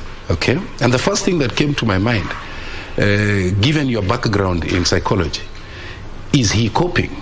Is he anxious? Are those one of the ways of coping with the anxiety? Because it's the country that's anxious, including the leadership. So what concrete things can you tell whoever is watching this show, that these are the 3 things that you can do if you feel you are detonating, for example? Thank you so much. So for me, part of self-care is I have to get out and first of all be with myself to reflect about what am I feeling, because when I'm too much engrossed in this particular process, i.e. On the social media, on the TV, the conversation around this, sometimes I want to just cut off all this and have a moment with myself. Okay. So the Wananchi and our leaders, you need to get some time for yourself. Because if you're too engrossed within the process, you lose yourself. You tend to lose yourself. You lose your ability to control your emotions. You lose your ability to actually know what you're thinking about. You even lose your ability to know how you will express yourself. Okay. You know, I see some leaders, and this comes out as lacking emotional intelligence, because you will use a certain language that after you listen to yourself, or you were told this is what you said, you say, no, this is not me. Because at that particular moment, you were on a different emotional state. So for me, it's very, very important. That is why exercise is very, very, very important.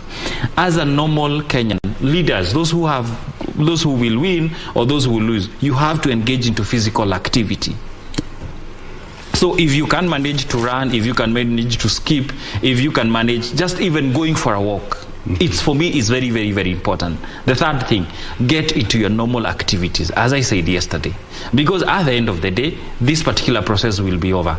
The more it can go is actually Tuesday. The more it can go. And we're going to get some insights from Kidi and Henry. Let me bring in Doreen. Doreen, today I called. I spoke to 4 people on phone. And my phone has this ability to pick what's in the background. And when I listened, they must have been watching the television. So when you say retreat for a moment, does it also mean shutting out the television? In the back of the mind, knowing that, Chebukati's role is ultimately to announce, and that is a mandate given to him by the Constitution. Yes, as a society, we have established these particular commissions or systems in place to make sure that we are able to actually run our affairs in the right way. And as an individual, I have to recognize, and my fellow Kenyans, kindly you have to realize that it is Chebukati who will declare the winner, or whoever, it is Chebukati's role, and it will actually be a great press conference. Okay. You just finished. Sorry. Yes. So for me, taking care of yourself means actually even switching off that particular TV, and if you recognize that your environment is actually divisive, like families are somehow divisive, you have to actually go back and remind yourself who you are and your role. I'm a father here, I'm a mother here, I'm a daughter here. In this particular group, there will still be a me. So take care of yourself. Make sure that you eat. Some people are not eating. Make sure that you sleep. Some people are overeating. No, it's okay to overeat, because at least you'll deal with the weight afterwards. Because you cannot go into depression. But rather, when you don't eat, your body will not be able to actually be able to sustain itself. So you have to feed, you have to eat, and you have to take care of yourself. Okay.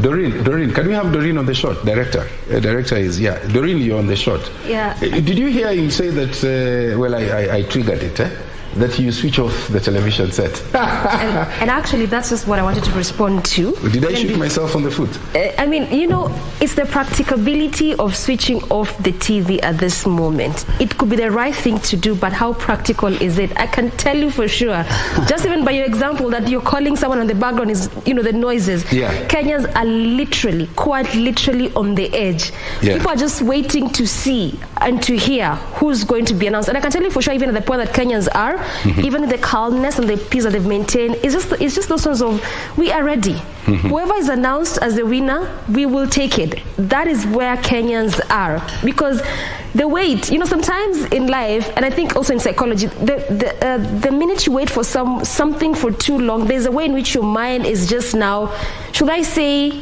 eased, relaxed, like whatever the outcome, I'm cool. I'm easy, and that's where Kenyans are. But even just with that, it's it's also important for me to tell Kenyans that, again, this is why also we are here.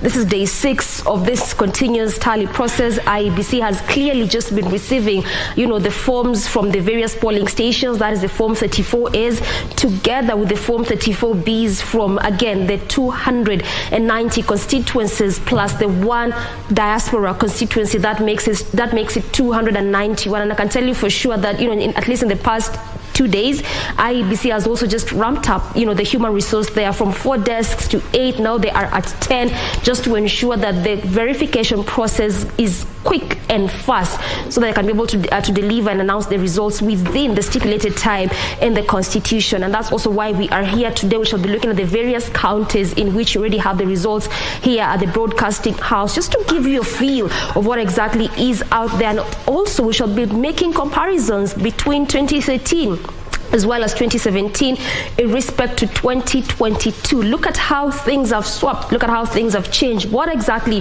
has changed in the political metrics? That is also what we shall be focusing on this evening. And again, give you detail by detail of each constituency as it has been released by the IEBC. Look at the numbers. Look at which party or which faction is carrying the day, and basically what this would mean. That is also what we shall be focusing on tonight. Tom. Okay, excellent, brilliant. When you look at it this way, voter turnout. During the campaigns, we were seeing rallies, that were populated majorly by the younger people. Yes. All right? But when it came to voting, all right, we didn't see them. Why? The voter turnout index is telling us that they, So who is anxious? Is it the older folk?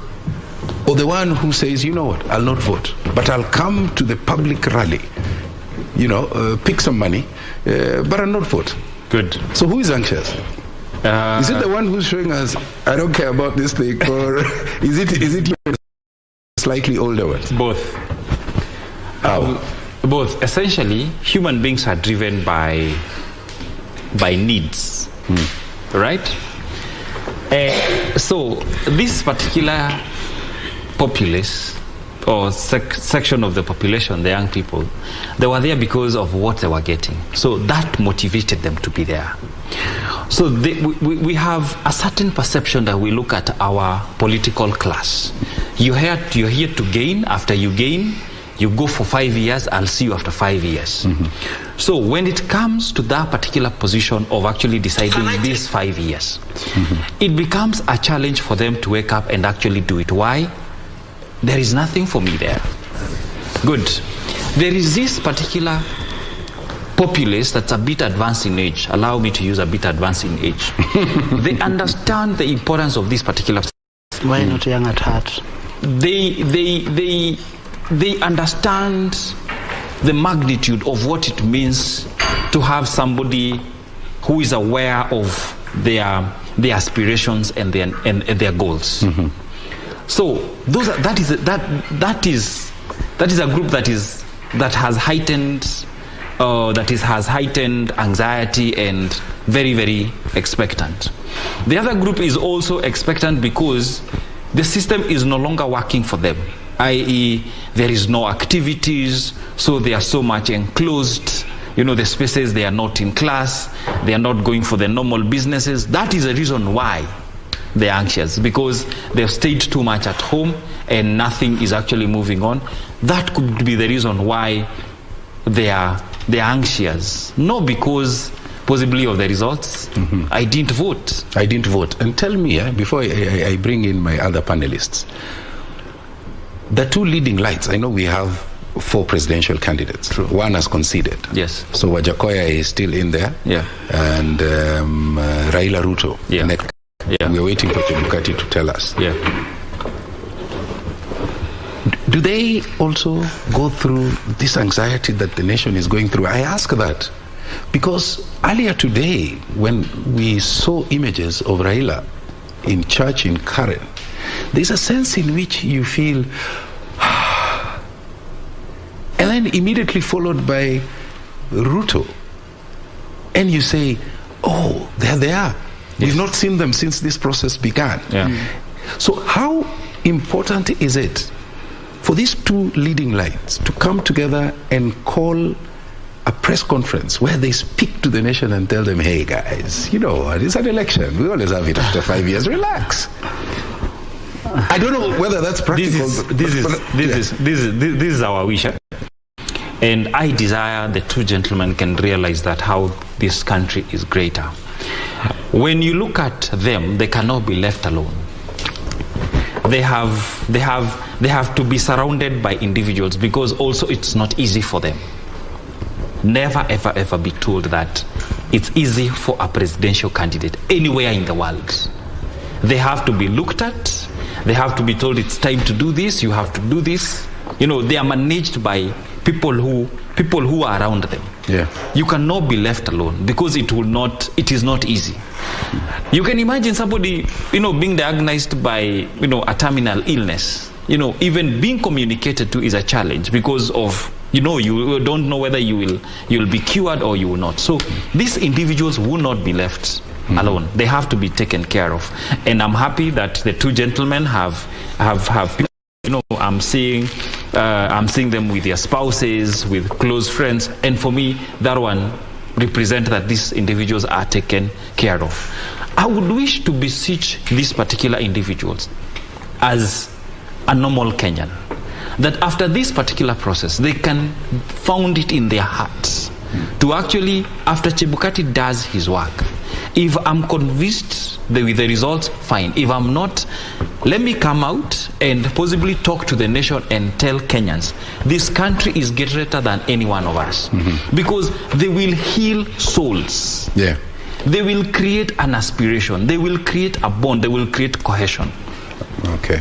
If then they can proceed with, if they will go to court with whatever they want to do. Yeah. But my wish is that they can come out the way they have committed, and I commend them for this, commending that Kenyans will never go back to what we have seen. Okay. And thank you, gentlemen, because you have stood to it. Yeah. Can you lead your people on the same path? Okay. This is what I beseech our two great leaders to actually do. Let me bring in Henry Ndidi, because he's a political and governance expert. Yes. If you look at the speech, I think it was Obama when he was in the National Delegates Conference, the Democrats, the NDC, in 2004. He made a statement that still resonates with a lot of folks around the world. Okay? And it was something along the lines of, we are not red states, we are not blue states, we are not green states, we are the United States of America. Yes. As a political scientist, how important would it be for us to hear our leaders saying, we are not yellow, we are not blue states, but we are the Republic of Kenya? What does that do to us? It will inspire hope, and I think that is where we are today as a nation. We need statements that can inspire hope in us. We need statements that can foster the goodwill of a future that all of us are guaranteed of a good life in this particular country. Whether somebody supported the Azimio, the other one supported Kenya Kwanza, at the end of the day, we need assurances from our leaders that we are living, nobody is going out of it. Nobody is flying out of this country. We still need each other. Even those, there are realities that we can't run away from. If a political race has had 14 million participants, and these people are almost sharing half of the country, you can't govern this country with half of the population. At the end of the day, you need this other population. And you also can't think of seceding from a country that you belong to, a country that you've existed in for a very long time. So we just need goodwill messages and messages that inspire hope from our leaders. And coupled with that, Tom, I think this we also need it in our curriculum. What Mwaura is talking of, we need to find a place in our curriculum to establish mechanisms of managing expectation and managing outcomes. How we respond to the expectations and how we respond to the outcomes that emanate from contests or instances where we have been competing as factions. We need to establish that in our curriculum. Yeah. And it's good you talk about goodwill messages. In Wakili Kidi Mwaga, Yes. You see, there's a lot of activity on the social media, yes. All right? Various political party supporters posting, different results on the social media platforms, all right? So what happens if the results that Party A posts is in conflict with the results that Party B posts, and is also in conflict ultimately with what Chebukati will post as the final tally? What would be the legal consequences? I mean, because I remember in 2019 there was a conversation around the cyber and misuse bill and so on and so forth. Would there be a consequence to that you swayed the nation in the wrong direction, and now Chebukati has come with the final mandated in law? In response to your question, Boya, thank you once again for inviting us to Channel 1, the broadcasting house. President Abraham Lincoln, during his Gettysburg Address, says that even though passions may rise, but let it not strain the bonds of affection that held us together. Political competitions can sometimes be fierce, and the 2022 general elections has demonstrated that it was indeed a very fierce election. We had two strong leading contenders, people who have a massive mobilization capacity, people who are sufficiently competent to run the country, and people with strong visions that they successfully solve the problem of Kenya. And even as the tallying process has been going on, we have seen that the race is neck to neck, and it has been slightly difficult, actually difficult, for any party to call it for any coalition or for any candidate unless and until we have the final word from the chair. But then the leaders, especially leading lights in both sides, apart from the candidates, have been trying to inspire hope to their respective bases that finally this thing is coming home. So that you look at the yellow team, and their team has attempted to indicate that it is coming home. You look at the blue team, and they have attempted to indicate to their bases that it is coming home. So that, in my estimation, it is an attempt to inspire hope to the base. But one thing they are not realizing, that I feel they are not realizing, is that we are behind the election when there is need to hype up a people. If anything, as responsible leaders, we have gotten to a phase where we must speak truth to power, and power in this case is the electorate, and telling them that the only person with the mandate, by the dint of the Constitution, to call these elections is the chair of the commission. Until then, our people should and must be calm and give the IEBC a chance to conduct its work. You know, when different leading lights in either of the coalitions send these messages to their bases, one thing it does is that it, as my brother said, it raises anxiety, especially when you find information that is conflicting. So even before we go into what the law stipulates, from the standpoint of political responsibility, from the standpoint of moral responsibility, our leaders must be able to conduct themselves with a measure of restraint. So that, and why are we saying so, is that Kenya has appeared to be, or appears to be, a going concern every 5 years. But in the 5th year, when we go to election, we are constantly in the brink of precipice. In 2007, we were pulled from that brink of precipice by the international community. In 2013, I would say that because of the experiences of the previous 5 years, we were able to conduct ourselves with a measure of restraint. In 2018, we were able to work up some solution locally But then that solution also came with political cost, and as political consequences. So that as a people, as we are going forward, how can we reform our governance in a manner that then, number one, we do not go into competitions when it is this stiff.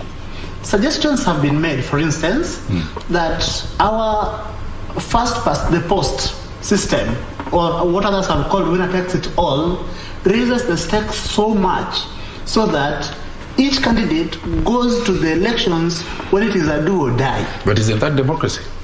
That is democracy, but then democracy, the rough patches of democracy can be tamed, can be smoothened and made better. For instance, there have been suggestions that instead of first past the post, why can't we try to embrace mixed member proportionate representation?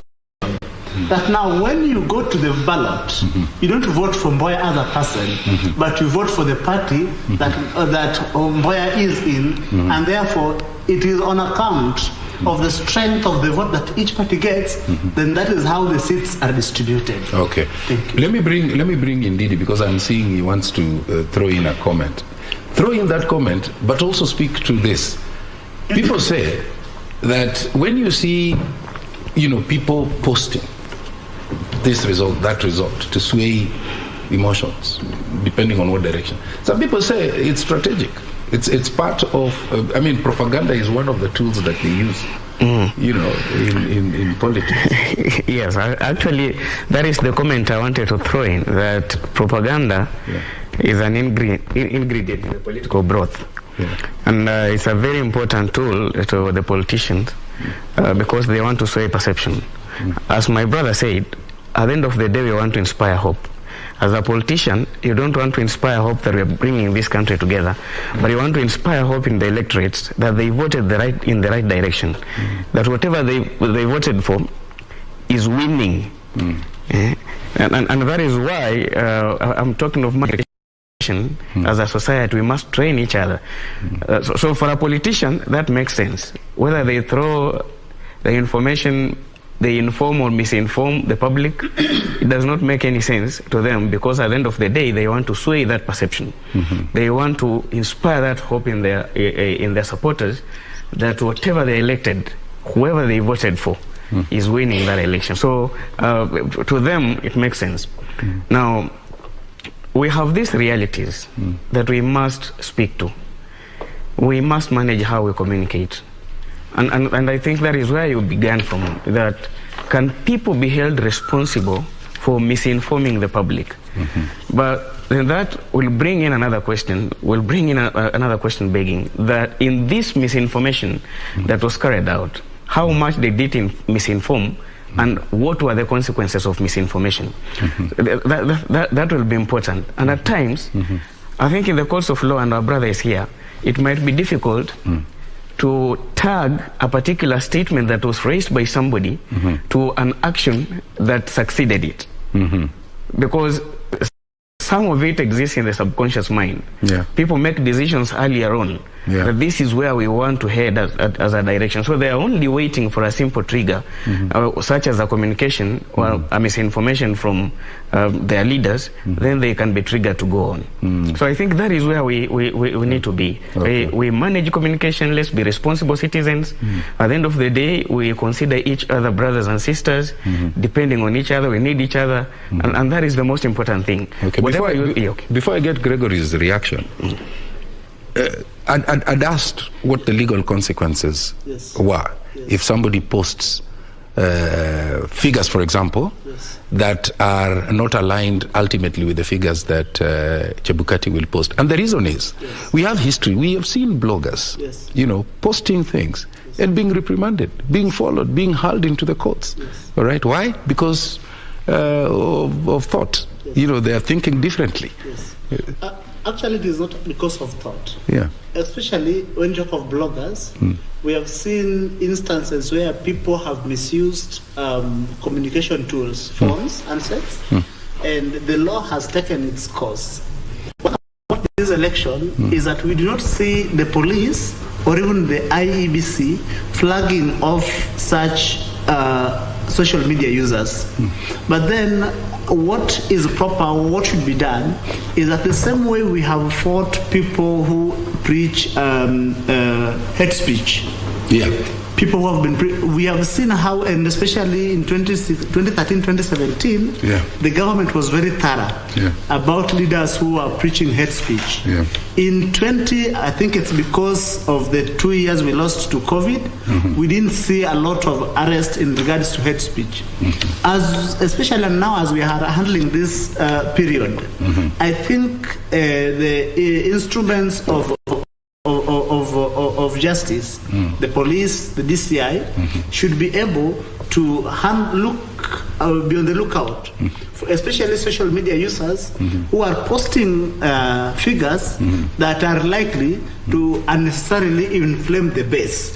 And that are also going to, because especially if those figures will be at variance with what the IBC will be posting, and then it creates a legitimate expectation or a false expectation in their base that they could be winning the election, while according to the figures released by the commission, their side may not be winning.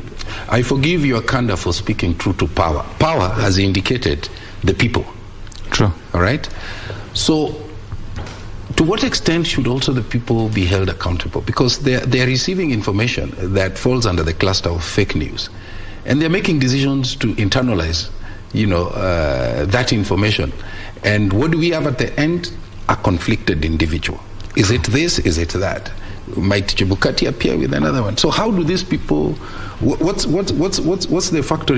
How should they process this emotion that is such burdensome on them? Good. In you cannot not communicate. You communicate constantly. You go to sleep, you communicate. You wake up, you communicate. You yawn, you communicate. So everything you do, you communicate. I want to contextualize the communication, especially coming from either side of the political class. Having gone through an election, it was important, and it requires responsibility from the quarters of our political class to agree within themselves that we have gone into the election. From now henceforth, it is us to wait for the commission that is mandated by the law to actually give us the figures, and whatever figures we will be having, it is what we'll communicate. What about the population? The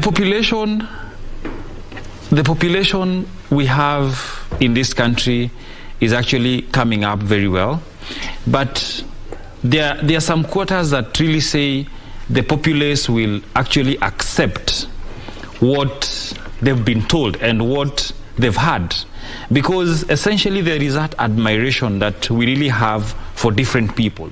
I.e., leader X comes and says this, leader Y comes and says this. So depending on where my aspirations are, depending on what I am hopeful about, I tend to believe so. But it is us as a society to actually authenticate and actually say, what is this that should be relayed? What about the media? What about this social media and any other form of communication? I guess going to a point of holding people accountable for what they communicate and understanding that communication form a certain perception that indeed is actually expected right from the word go when you're releasing this particular information. I think for me, people need to be held accountable to make sure that the information that is relayed is actually good. Suppose I have wrong information. How do I need to authenticate that I have wrong information? One, there is that particular person mandated by the Constitution to actually relay this information. Is it coming from him or is it coming from another person? As a mwananchi, I need to know who has the ultimate power or given the mandate by our institution or our way of thinking to actually release information. There is, when the president wants to talk to the nation, he comes and addresses the nation because he has the ultimate responsibility. He's the commander-in-chief of the armed forces. Correct. So as a Mwananchi, we have to really do a lot of education in making sure that this Mwananchi is actually understanding, i.e., like for me, I was getting these particular figures. For me, I just wanted to know the source. Has IBC declared what you're telling me? Has it, because I knew that this particular information, the true information, can only come from the IBC. If it is a ruling, it is a judge who gives a ruling. So to authenticating, where is it coming from? Okay. So in other words, interrogate. Interrogate.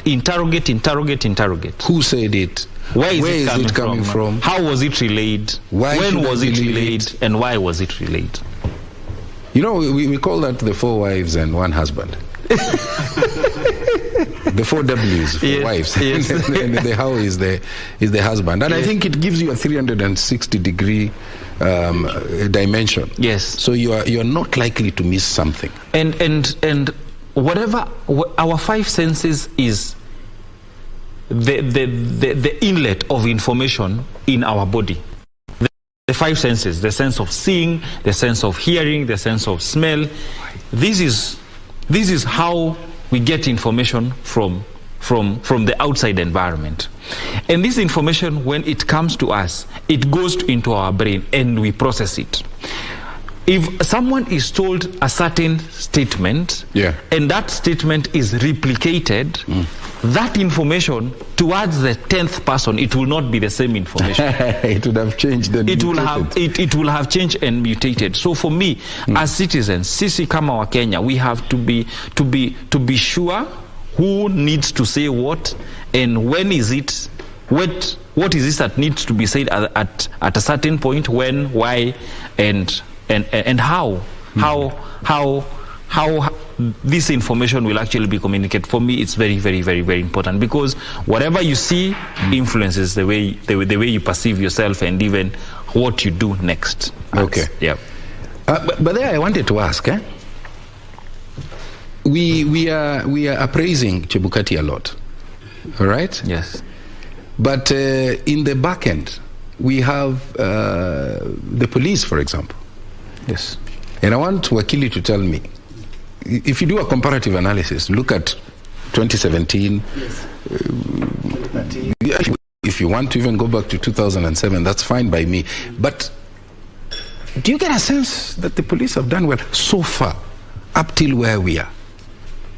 One thing about instruments of maintenance of law and order, which essentially is what the police are, is that in the instances where police have been mentioned to be participants in the ensuing violence, there is either use of excessive force or generally intimidation of the citizenry, or it is deemed that they are used to serve political ends.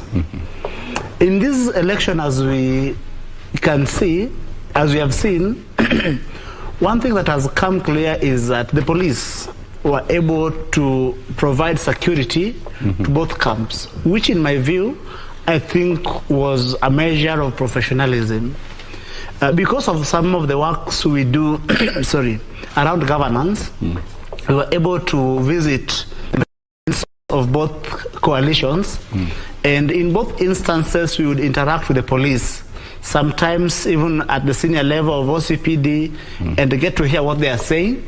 And more often than not, sometimes to prepare for any eventuality, they would ensure that the police are not deployed in uniform, so that a rally ends up looking like a war zone. Instead, they would deploy the police in civilians, so that the police mingles with the populace, and therefore, one, there is ease of intelligence collection. Two, if there is a miscreant that needs to be isolated from the crowd, that would be done with a surgical precision, and therefore there would be minimal provocation of the rally. So to this extent, I think we must also extend congratulations to the IG for the work he has done. And generally, I think in this election, there was a fair level of cooperation between the agencies, because most of the agencies were clear that they wanted us to have a free, fair and credible elections. As we go now towards release of results, and one thing about Kenyan elections, it is all good and rosy until the day declaration is made. One, we must insist that when the results are made, the citizens must remain calm and every contest, challenge to the result, if any, must be channeled through the recognized legal process. One, in regards to election of the president, the Constitution envisages that the Supreme Court, that is the only time when the Supreme Court exercises original jurisdiction, and therefore that must be done. We have seen the gubernatorial candidates, as much as some strong candidates have lost at the MP level, we've seen some strong candidates losing, but we haven't seen violence. So that even if some people may want to express their displeasure, that expression of displeasure must also be within the confines of the law. They must not provoke violence. They must ensure that they are peaceful. They must ensure that there is no destruction of property. And therefore, and I mean, as good people, they must also ensure that they assist a brother's keeper and a sister's keeper. A sister's keeper. Let me bring in Henry Ndindi. Henry Ndindi, what are your thoughts? How would you approach? This will be a very important vindication to the office of the IG and Karanja Kibicho, Dr. Karanja Kibicho, and Dr. Fred Matiang'i, because in the precursor to these elections, we really had some nice and nasty words said about their work. So if they get it right, it will be a clear vindication on how they were preparing for these elections. And as he said, there have been some good synergies between the operatives and agencies that are supposed to work together to facilitate the success of this process. So we give it to them. And again, I reiterate his words. We are waiting for what comes after the release or pronouncement of this resource. We are hoping that Kenyans are going to give them ample time. Let me also give you ample time so that they can fix your microphone. You know, technology. Thank God there is always the backup. The manual register. Let me bring in Godfrey. He was talking about, we are generally appraising the police, and he took us back to 2007. And I want to ask you a question, because you're a psychologist. Yes. You know how the brain works. What's my brain saying now? Anyway, that's a joke. That's a joke. That's a joke. So, I think it was it in 2002 when we saw a lion adopt a baby oryx? Yes. And it hit the headlines, not only locally, but also internationally. Why? It was such a beautiful story.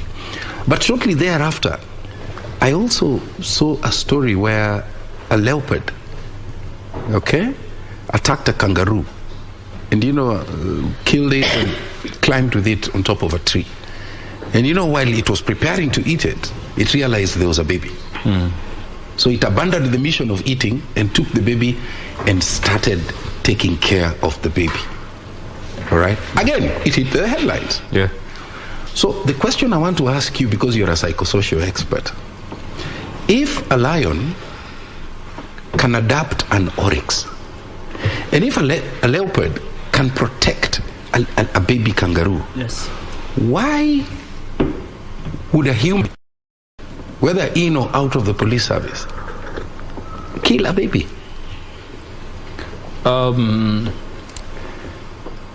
Few analogies here. One, there is the analogy of the wounded inner child.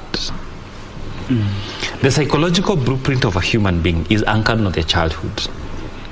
How I'm stable today is either I have faced my childhood traumas or I have not faced them.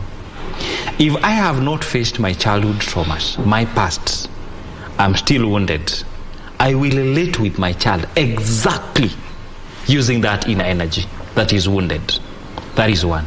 So if I have a wounded inner me, any relationship I will form, any business I will actually do, anything I will engage with, I will engage with it with being a wounded inner person. That's the first analogy. The second analogy, there is, actually in the army they say, if I'm in the battlefield and a child cries and I respond to it, that mission is aborted. Why? Because that inner being, that inner me, has connected with this particular child. If you see me destroying the inner child because I'm wounded, I'm not okay with myself. That is it. But if I am okay with my wounded inner being, then the way I would relate with this particular child is according to how I am from the inside. A wounded person continue wounding others. So it means, and sorry to interrupt, that anybody who projects violence or incites people to violence is projecting an inner struggle. Is that another way of looking at it? Yes.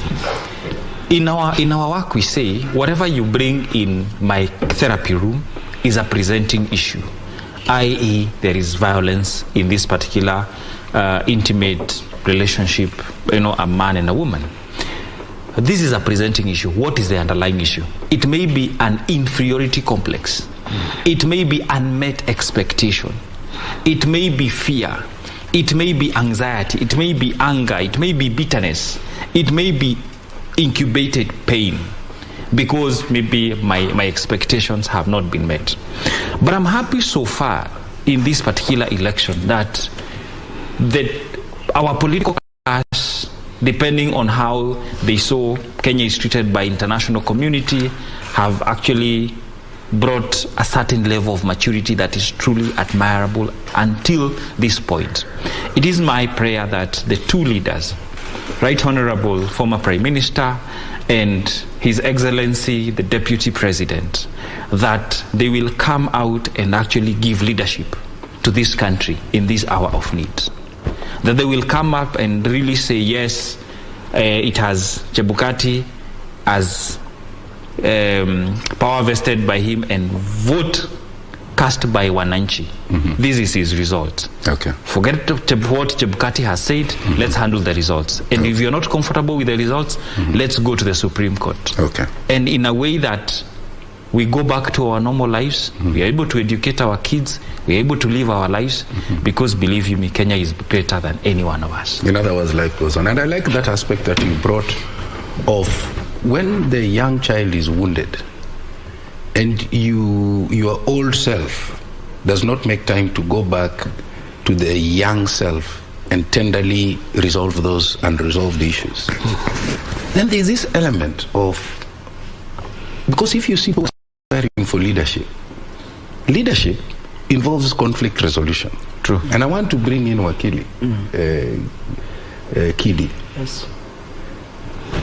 You see requirements, Yes. okay, to run for political office. You must have a what? A degree. You must have a what? Clearance from the HELB. You must have a what? Clearance from the EACC. Okay, all right.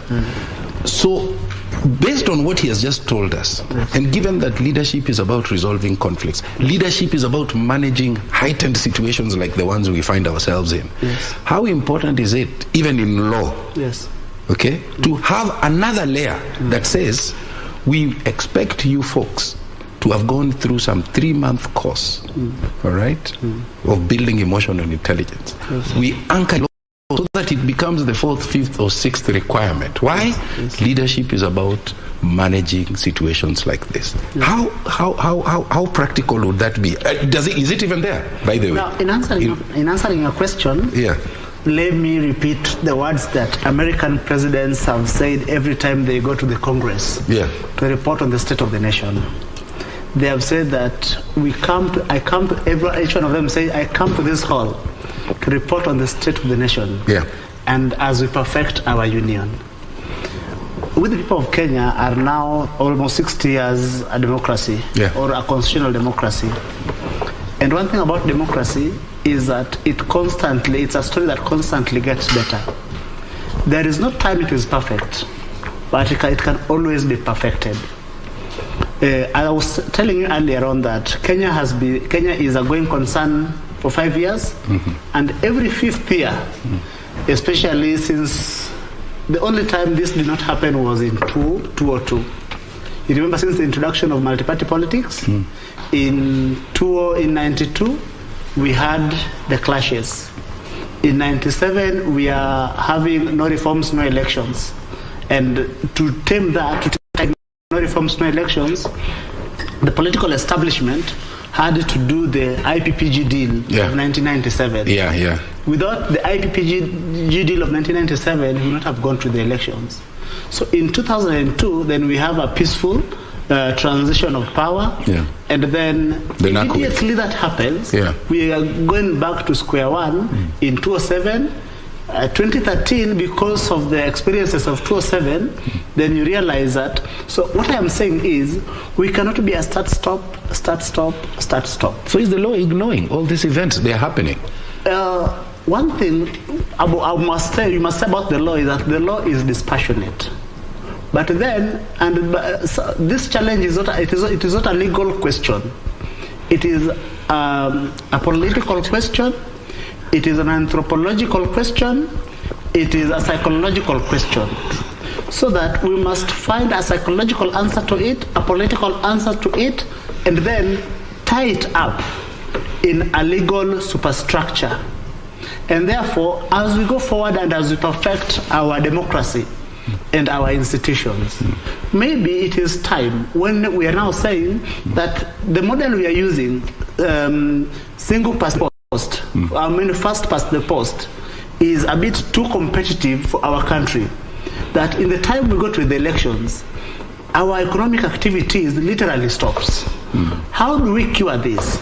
Then we say that as we are thinking that maybe we reintroduce mixed member proportionate representation to take away some of that pressures, we must also have to relook into the qualifications of those who are eligible for election. And one of them is that they must be given, say, a 3-month training on psychosocial interventions, for example. Yes, so that even as a president-elect, you have an understanding of the psychosocial needs of your constituency. You teach political science, is that correct? No, communication. You teach communications, but tell us, because you're a governance expert. Yes. Why can't we achieve? He has brought it out very well and is very articulate. Why do we do things the same way over and over again and then stand up and say, yeah? You know, Tom, if there was anything to heal and progress our country today, is what you've just suggested. We have a government that can have such a structured cause and also sound the aspects of integrity, leadership, the emotional intelligence, managing emotions and managing expectations and outcomes as well, featuring in us a 3-month short course, and that will help in our leadership. I mean, if we sing it more, we'll remember it more. It can sound somewhere within us that I'm supposed to conduct myself this way when I'm in power, when I'm seeking power, and when I have lost power. I think that will help. And as somebody who is in the academia, I want to think that is supposedly the first thing we need to think of. Because we've a country, and if it happens in the School of Government, in the Kenya School of Government, for instance, as part of its curriculum, the government knows its aspirations the next 10, 20, or 50 years. So it can hinge this information delivered to people seeking leadership positions, to the visions and the plans it has as a government, and that will help. Then it's the government that is scared more when its citizenry is scared. So if we can't manage these expectations, if we can't manage the intelligence, if we can't manage the outcomes, then the government bears the heaviest burden of taking care of the country. So it's better placed to have such a cause run, and I really support establishment of such a cause. You wanted to say something before we get out of that? Yeah. There is nature and nurture. Nature and nurture. Which one is much superior than the other? Both have to corroborate, but the nature has a bigger say. Why am I saying this? I think, coupling with what they have said, I would want to see a political system that is institutionalized and has a history. Allow me to share what I think about Tanzania. The CCM has produced leaders from independence. And these leaders, we have seen them. Why? Because they give a chance for a leader to come in very young, and they are trained as they go. And they are verified. When you have pressure, how do you react? All right? They are. And how do we do it in Kenya? After every 5 years, we have a new political formation. This new political formation is actually amalgamation of the existing politicians emanating from different parties. Why are they running away? Because as a society, we have not institutionalized that. So what he was saying, that it's a psychological question, is a systemic question, is a law question, and what have you, it has to start with us people, with institutionalizing our political fabric. Why? Because what we are seeing, what we are expecting, emotional resilience. It's a pity, allow me to say this, in a national television. Our political class, when we are vying, people come and they bring their money. But after they lose, they're like the tissue paper. They have families, they are broken to the core. And they also have the pressure from society that looks at them and says, look at this. Look at this one. But this political party, they even don't want to think about them. They even don't want. It's a shame. The secretary generals in this particular party kindly think about the people who from nomination they lost. Yeah. Because families will never be the same again. People will have psychosomatic illnesses, pressure, diabetes, and ulcers. Why? I did this, and after that, they even would not pick calls because you lost, because you're no longer one of them. But however, in the formation of this particular party, you are in it. So I beseech the structures of this particular country's political party. People. Yeah, okay. But anyway, on a lighter note, when you're saying calls are not being picked, maybe it's because you see people who are sent to positions of responsibility and power. I don't know whether it's because they become busy and their interests become full. It's difficult sometimes to access. Voters have voted now. Yes. These people get into the National Assembly, MCA, MP, governor, and once they get in there, they will never receive your calls. I'm talking about what's happening down at the ground. True. All right? So, my question is, you didn't pick all that 5 years that you're in positions of responsibility. So what moral authority do you have to complain that your calls are now not being picked? You see, what's the psychology? I'm communicating to the political party formation. Yeah. i.e., a good example is this. It's within the nomination of maybe Azimio or even Kenya Kwanza. There were people who are competing. Yeah. A certain number of people, only one, maybe among us 10, has actually made it. The rest have lost. The rest have lost. Yeah. All right? Yeah. These people will go home. These people have families. These people have businesses. These people are very important as part of this particular society that we are in. Yeah. What mechanism does political parties have to ensure that when they are coming, they can be prepared? Oh, that's a good question, by the way. In fact, you know why it's a good question indeed? Yeah. Because there is a gentleman who was receiving his we used to call it boom. I don't know what it's called now. They held the money. Held boom. Okay? So while his friends are going, doing things, he's saving. So he has saved over a long period of time, and he was one of the candidates vying in this election, and he lost. So he saved all his help money, invested it to run a campaign, and now he's lost. I have an experience of a friend of mine who lost the previous election. He needed to move away from his locality. Family was broken. They went different sides with the wife. He was married? Yes. Oh, Mama left. The marriage was... It broke down. Yeah, I think it's better right? to... Yeah, that's a safer way. That's a safer way, yeah. I saw the way you looked at it. Needed to rediscover himself. The only way to have rediscovered himself is moving away from that locality and migrating to Nairobi. He stayed 2 years in Nairobi. And when you met this particular gentleman, you knew he was not okay. After 2 years, with a lot of support from us, he said, "Thank you guys, I can now go home. Thank you guys, I have myself once more." So as a society, it is a high time within the political parties to organize themselves in a way that, yes, guys, come, you're part of us, you believe maybe in the ideology of this particular political party, we are going for these nominations, there will be a loser, there will be, yes. So how do we take, how do you wish to be assisted? I think for me it's very, very important. You want to say something? 30 seconds, then we move to... Yes, and it starts at the point of nomination for party ticket. Because at times people invest money but lose the ticket. Now where do they go? How do we prepare them to be better citizens after that? And the other thing, the other complicated component comes in after losing elections.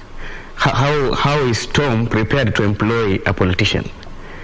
Can they work for you in your farm? And are they comfortable working for you in your farm? Or they want to feel at the higher level that they have been existing for such long? Oh, that big life thing. Yes, it's a real struggle. It's a real struggle. So it's a delicate balance, and it can go through the ranks of the parties, as my colleague is saying.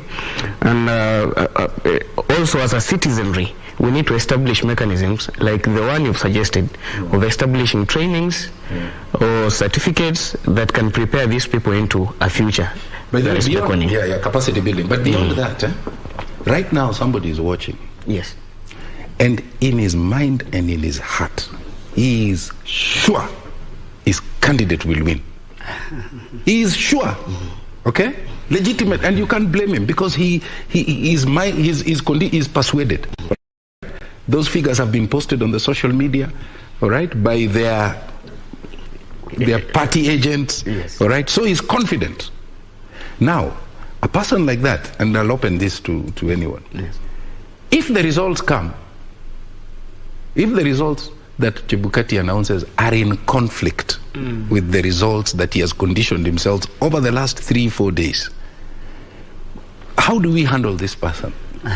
The first person to help is that leader we've been speaking to. Because if he gives assurance, for instance, today, there is a possibility of postponing the problem and managing expectations, managing the outcome within this period of 14 days that the case is being heard at the Supreme Court, if somebody has filed such a case. Now, their candidates can speak to them. That we are establishing mechanisms of finding out if this win or lose was legal or illegal, was valid or invalid. And you know, that suspension within that period of 14 days where a case will be filed and then the Supreme Court makes a decision, somebody is prepared psychologically for the outcome. That if the Supreme Court seals the win, that is it. You wait for the next 5 years. Wakili, do you know when I'm listening to Ndidi, I'm thinking, then this 7-day wait has therefore been good. Yes. Yeah, if what you're saying is anything to go by. Yes. Yes. That is why the environment... Because you are hearing some people saying, Bwana, announce. Come on, you tell us. Our life goes on. And see, what happens? Sorry, before you come in, I want to say that there's a multiplicity of issues here. One, why would a leader or an aspirant or a candidate who was running for nomination find himself or herself in so much difficulties after losing that sometimes the family has to break. Yeah. One thing, and the short answer to it is that it is because our politics has become so expensive. And of course, it has been once around that we have let people of wash-wash, I don't know if that is proper English, get into politics. So that no, wash-wash is proper English. Yes, it is.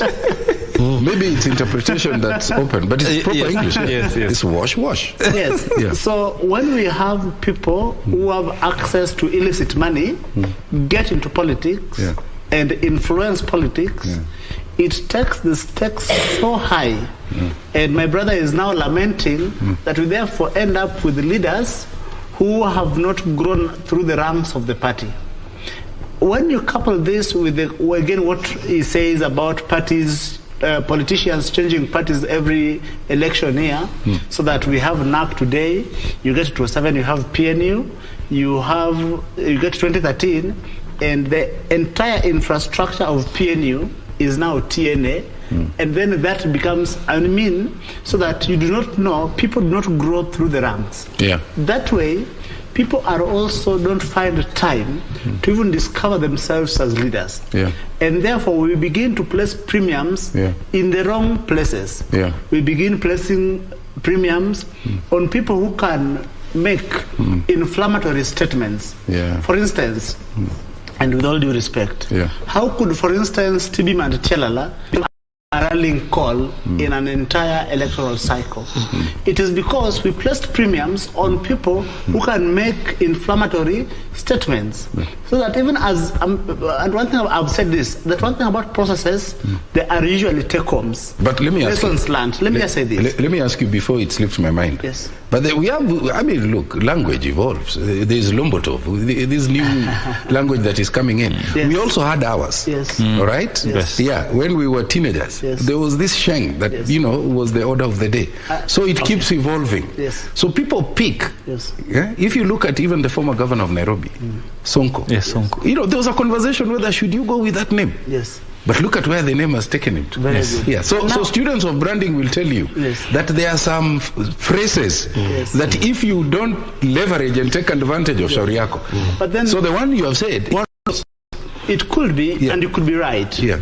But then one thing that this again exposes is that we have a huge swath of the youthful population that is limited to one-liners and sloganeering instead of having or building capacity to interrogate issues, to interrogate policies, and therefore they consume these one-liners and slogans as gospel truth. And to a great extent, when the populace are without knowledge, are not sufficiently informed, it is usually a recipe for disaster, and especially in democracies. Let me ask you. Yes, please. You talked about wash-wash. Yes. Okay. Somebody arrives at the table in a political party. Yes, sir.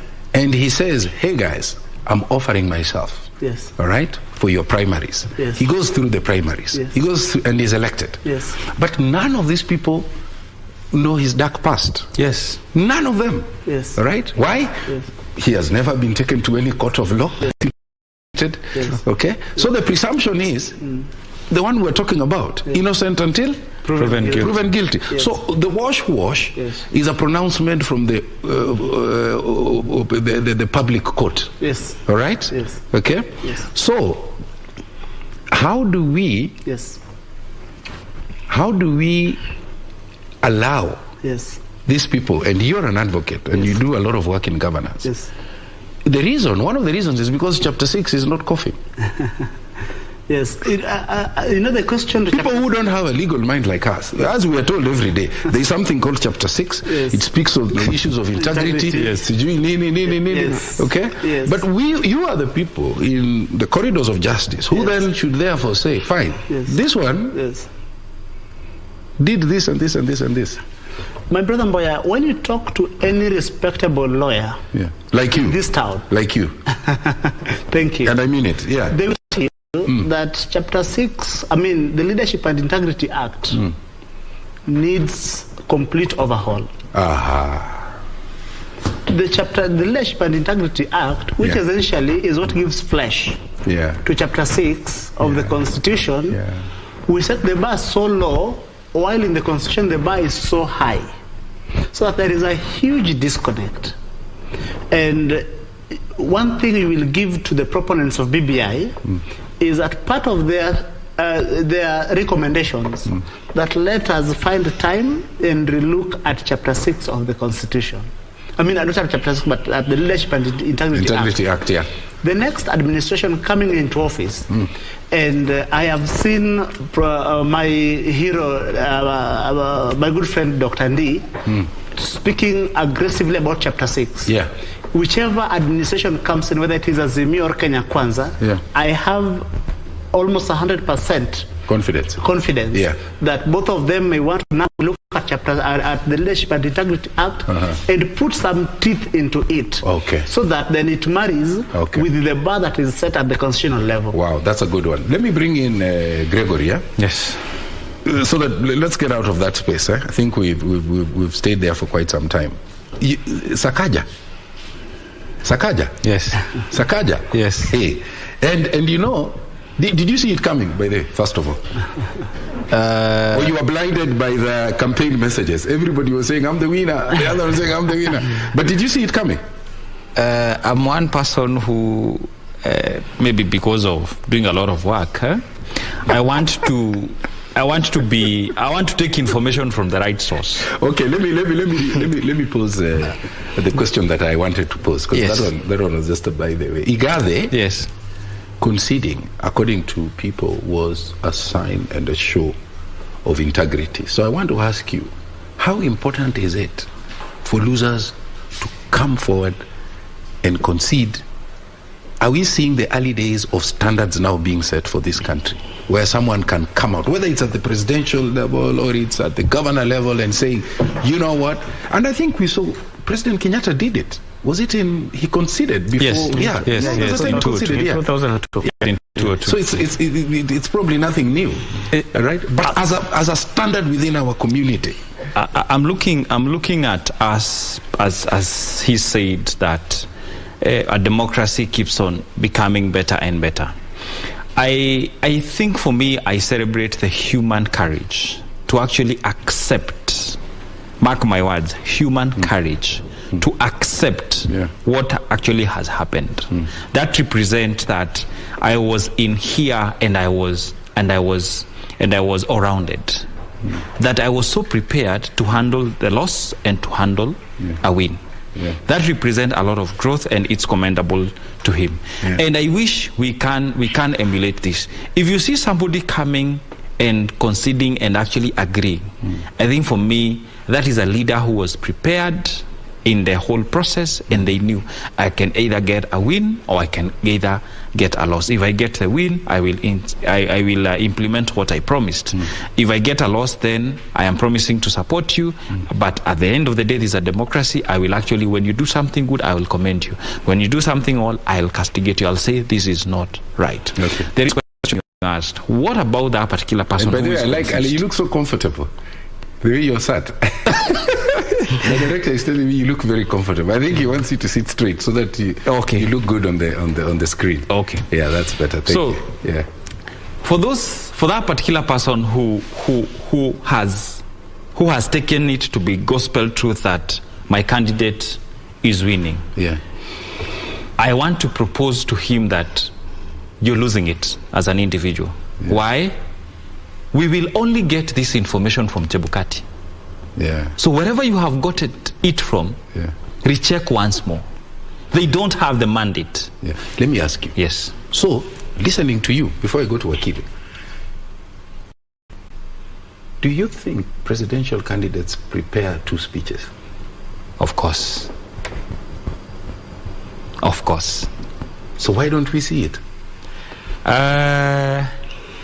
Maybe it's, and I'm talking of lack of that Kenya, but maybe it's lack of that human courage to just they do like the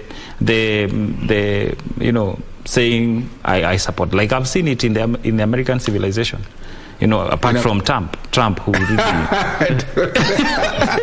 you know. But I saw McCain, you know, conceding. Yes, I saw. Even here in this election, I'm telling you, I've never seen such a high number of people saying, you know what, even before Chebukati has spoken. We are maturing. We are maturing. Yes. We are maturing. But our governance story is getting better. Yes, but it's getting better. But also at the point of conceding, you have to wait until the relevant person tells you these are the results, not really conceding because you've seen the numbers. No, wait until the whole process goes and you're told these are your results. That one represent, but because there is this theory that I want to tell myself that I'm wrong. You know, I don't want to be told, because being told represent that this particular person sees me like I'm not okay. All right? But when I wait until the whole process is done, i.e. Chebukati comes and says, so and so, these are your votes, so and so, these are your votes, so and so, these are your votes, and the winner is so and so. I think for me, that is the best time to actually come out and really say, wow. Let me ask my you brother, a question. My sister. Let me ask you a question. Yes. You know, when you lose, there's something we're being told as men when we're young. Panalia, don't cry. A man should not cry. And yet, when a child is born, the first emotion is crying. That symbolizes life is crying. Yes. So I'm thinking, is it a bad thing to cry? Is it a good thing to cry? Do you grow psychologically when you are shedding tears? What's the story? Emotions are older than our thoughts. Your ability to think, our emotions are much older than that, because you can imagine at the birth like this, you cry. So our emotions are much older. That is, if you wound somebody emotionally, that wound stays maybe forever, or it takes a lot of time to heal, because our emotional side of the brain is actually very old, very, very, very old. What we propose is having the ability to actually express the two sides of the emotions, good emotions and bad emotions, and being in control of them. That is why we talk about being emotionally intelligent, i.e. I am wounded, I need to heal myself. And that is why those gentlemen who really need to take care of the family, when they are coming from work, it's a tough day, they will come and say, hi guys, I'm fine, my day was a bit tough, I need to sleep, or I need some time out. Communicate to the spouse, because I said you cannot not communicate, you communicate. So for me, that ability to express both sides of the emotions and being able to master the two sides. Whether you're happy at the right magnitude. Mm-hmm. You're sad at the right magnitude. Okay. You know, and you are aware and you're in control that it doesn't go beyond what is manageable within your potential. I think for me, that represents a lot of work that needs to be done by individuals at any point in their lives. Kidi. Yes, sir. Kidi, you know that ruling of 2017? Yes. Yes. It's the elections that was annulled. There's a sense in which people didn't expect that. Yes. Okay? Yes. It threw the nation and the region into surprise. The entire country was, hold on, is that Kenya? Yes. Are we likely to see petitions? Yes. Okay? Yes. At all levels of leadership in this election? Yes. And do you get a sense that, people now have some reasonable level of confidence in going through the judiciary? How would you rate the judiciary with the possible amount of work that lies ahead? I want to first give a perspective that pre-2010, we had a judiciary that was entirely in the hands of the president, for the president to do with as he pleased. So that, for instance, we see in 92, Matiba having suffered in detention and was unable to sign his papers, then delegates that work to his wife. When the matter gets to the High Court, the matter is then dismissed on account that Matiba did not sign. Eventually, this eventually catches up with the particular judge. Yeah. When the Constitution of Kenya 2010 comes in and we set up the Judges and Magistrates Vetting Board, chaired by Sharad Rao. So eventually, post the vetting, post Constitution of Kenya 2010, we see a judiciary that is by and large independent, that we have to a large extent reduced the control of the executive. And so we see judges and judicial officers that are able to discharge their mandate without fear. So we see the Supreme Court pronouncing itself on the presidential election in 2013. And the country moves on very well, and we get to 2017, and the Supreme Court again pronounces itself, and in all the instances, and to give credit to the political players, that they respect the pronouncement of the Supreme Court. Eventually, the Chief Justice makes guidelines on how long election petition should last, so that we move away from filing an election petition and 5 years later it has not been decided. For instance, you remember the case between Fred Gumo in Westlands and Betty Tet. It took such a long time. Yes. So eventually, and these are also all the signs that our democracy, our governance is getting better. Okay. In 2022, and especially with the high number of people conceding, there are people that I know may not be satisfied with the outcome. They must take advantage of our judicial instruments and make sure that if there is any grievance, our judiciary has demonstrated that it has come of age. Beautiful. So as your parting shot, because I know I have to release you, and I thank you so much for always, responding to our invitation. Asante. As a parting shot, in reaction to what he has said, what would be your final message to those people who may lose, Yes. and also those who win, whether humility should be part of the matrix? It's the greatest virtue. Without humility, it's actually on those sides of, when we're talking about on religious circle, we say Lucifer or Satan was made by pride. Humility is the greatest virtue. Even if you lose, or suppose you win, have the humility to know that it is a honor that has been bestowed to you by the Kenyan citizen, that you have a responsibility to actually discharge your duties according to the precepts and the requirements that we have set aside. The key thing, tenda wema, nenda zako. Whatever you do to us, you will benefit. Ukifanya vibaya ni wewe umejifanyia. Ukifanya vizuri ni wewe umejifanyia. So that to the winners. To the losers, there is some lessons. You've shown your desire to actually present yourself and actually propose to us something. So take also humility and take care of yourself. There will be anger, there will be doubt, there will be bitterness, there will be stress, there will be pain.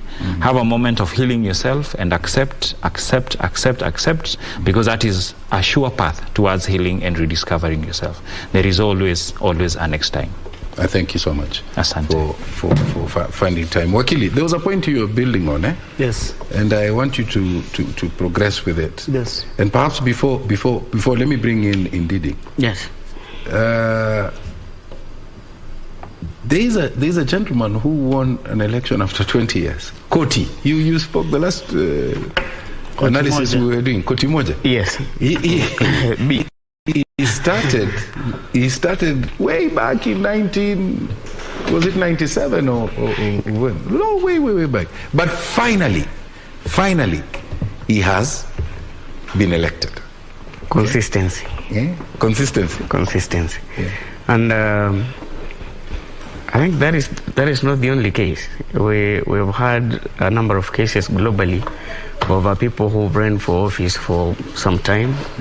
Then at the time when everybody thought they ought to have bowed out of the race, then that is the winning point. So we congratulate. And in the same way, let me also take that opportunity. I know you made reference to Igathe and having conceded defeat. Yeah. And Nyangapua also gave a very good speech. I think it was in the social media. Yeah. He gave a good speech conceding to Kachapin. But I just can't tell if that is a little bit early, because what if somebody goes in for a petition, even at the national level, for the presidential tallies, then we realize anomalies emanating from their counties.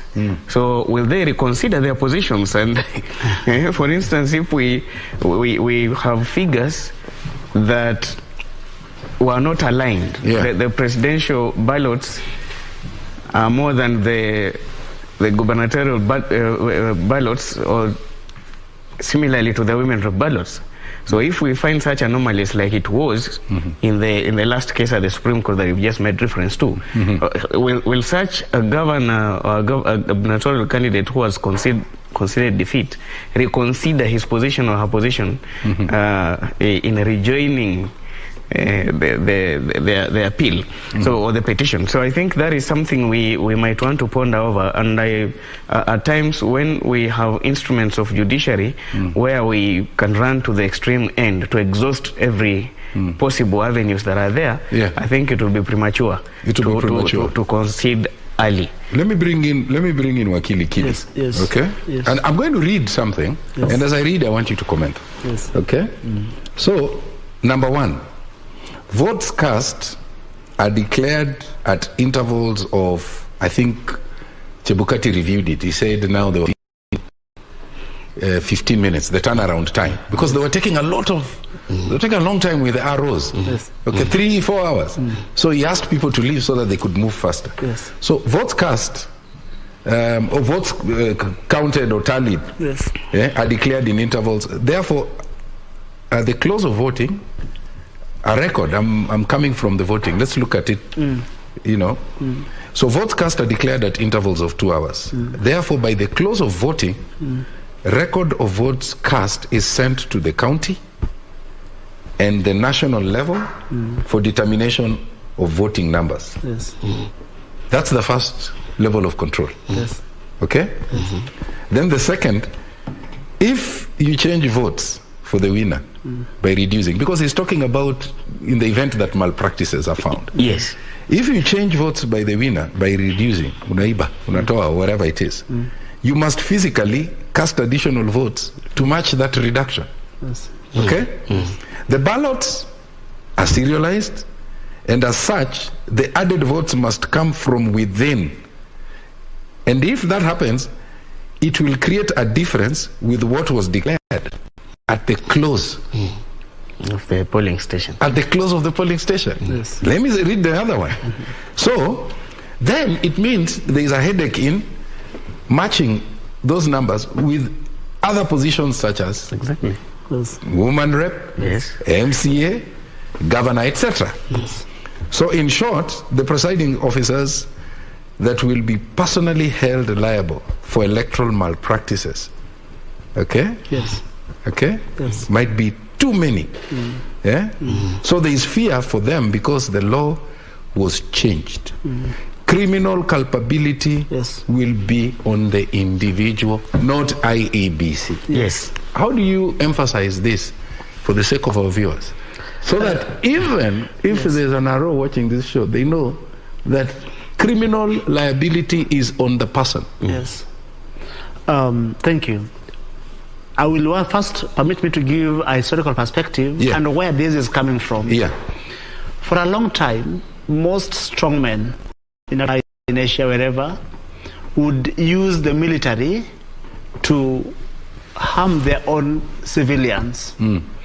And while setting up the ICC, using the Rome Statute, and which most countries eventually signed up to, there was the doctrine of personal criminal culpability, holding the heads of state personally culpable, because the head of state, for instance, would say, it was my police, my commanders, it was my team in the army, it wasn't me, it was my minister who ordered that, it wasn't me. It wasn't me. So then, because if you look at what is called the Vienna Convention, there is the privilege that protects head of state even from prosecution when they run to other countries.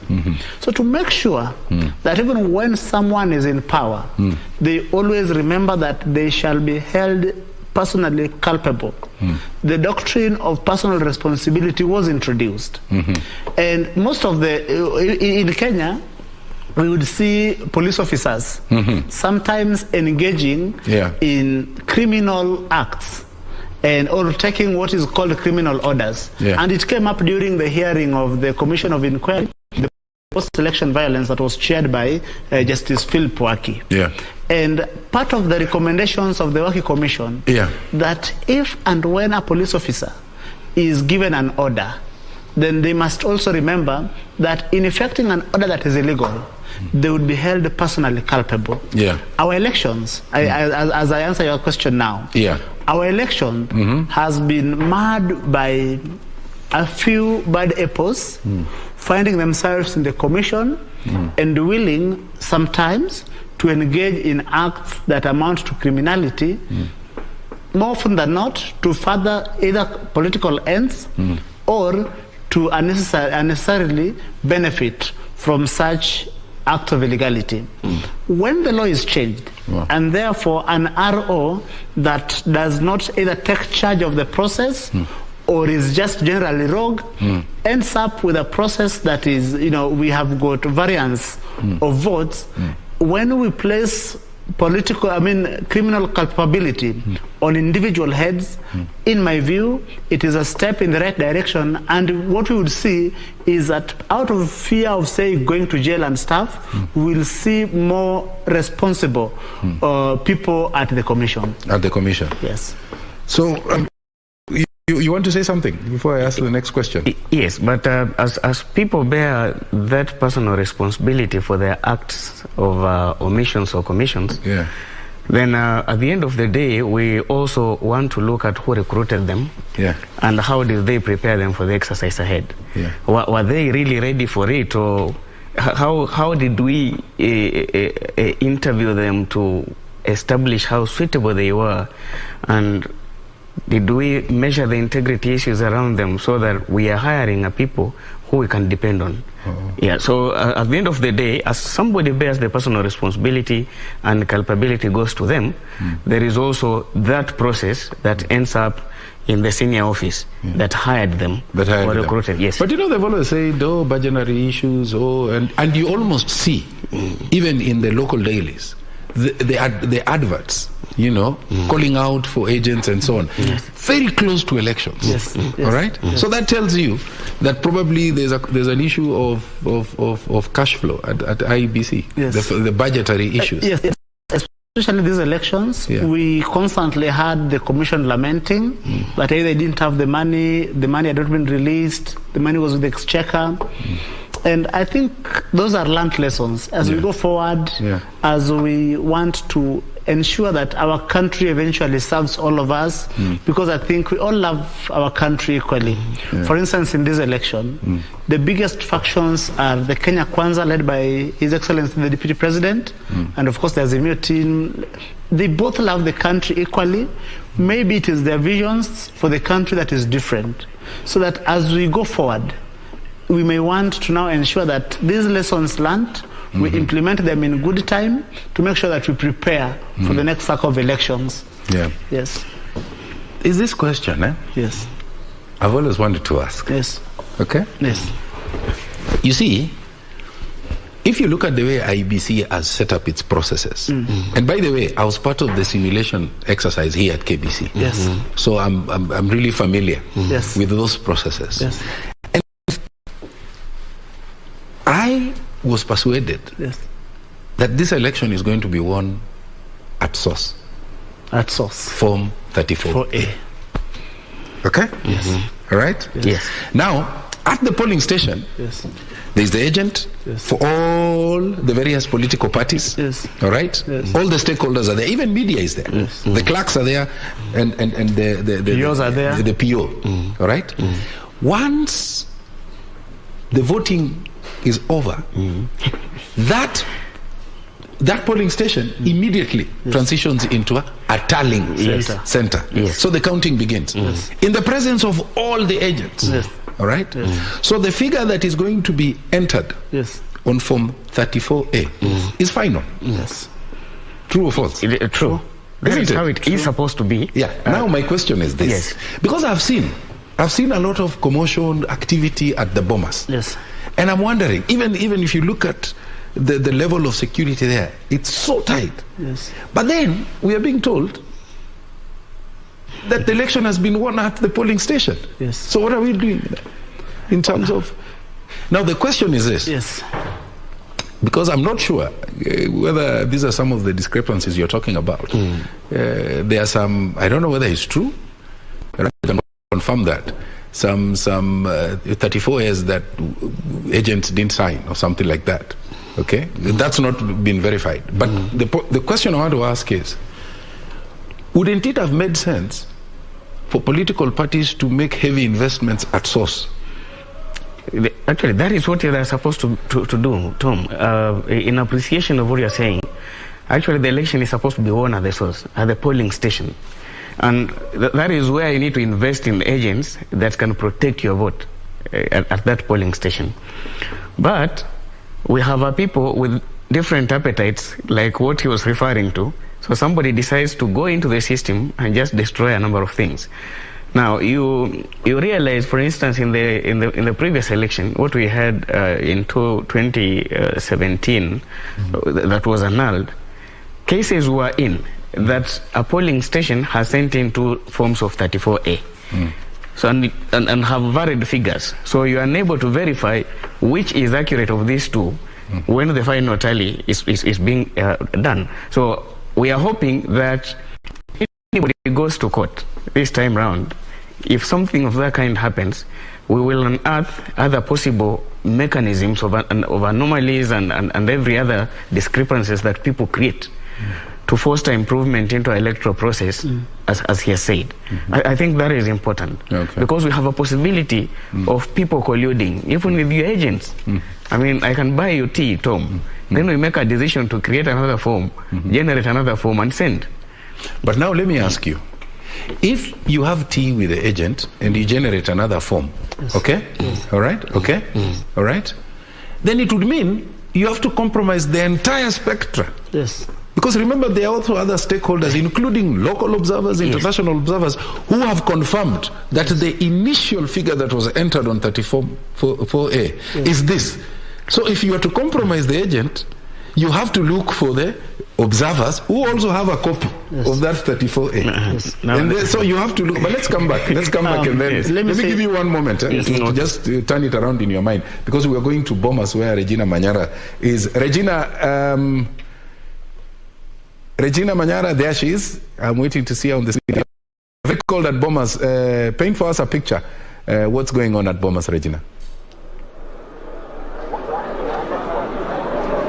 Well, good evening, Tom. We can say it's officially Monday. I don't know what your wristwatch or your clock has to say in regard to the time, making it day 6. Remember, the Constitution, Article 138.10, gives the mandate to IEBC at least to announce the presidential results within 7 days after the completion of the voting exercise. Being 9th, well, we can say officially it is the 6th day, and the IEBC has up at least until Tuesday noon to have declared the president of the country in this closely contested election. Now, to just sum it up, what we saw transpire on Sunday. Matters of security, it is now very difficult to access the National Tallying Center here at BOMAS of Kenya, with very few people actually allowed within not just the hall but within the facility itself. On top of having a media accreditation or even accreditation by IEBC, you require your official or passport, as well as an accredited card, especially for the media, for the MCK, as well as your workplace badge to access here. Over the last few days, we have seen a series of disruptions with claims from various quarters at the floor of Uchaguzi Hall, where we are currently at, claims that there are some documents that are being snuck in, claims that there are people or other imposters within the floor, and IEBC has put up these measures to just continue to ensure that this process goes on flawlessly. Remember, Kenyans are eagerly waiting to find out who is clinching the top seat, and as far as the presidential race is concerned, remember, this is quite a close call, and if you have been monitoring even what the IEBC is displaying on its various websites, you will notice something that IEBC 48 hours or more has not been displaying the total vote tally for the presidential results. Maybe this is deliberate, but we have been having a series of updates in regard to, the verified and declared Form 34Bs. As it stands, we are looking at the number. The number is at 216 out of a possible 290 in the latest update there. So we have around 74 more constituencies to go. Among the reports that we got, or rather the updates we got,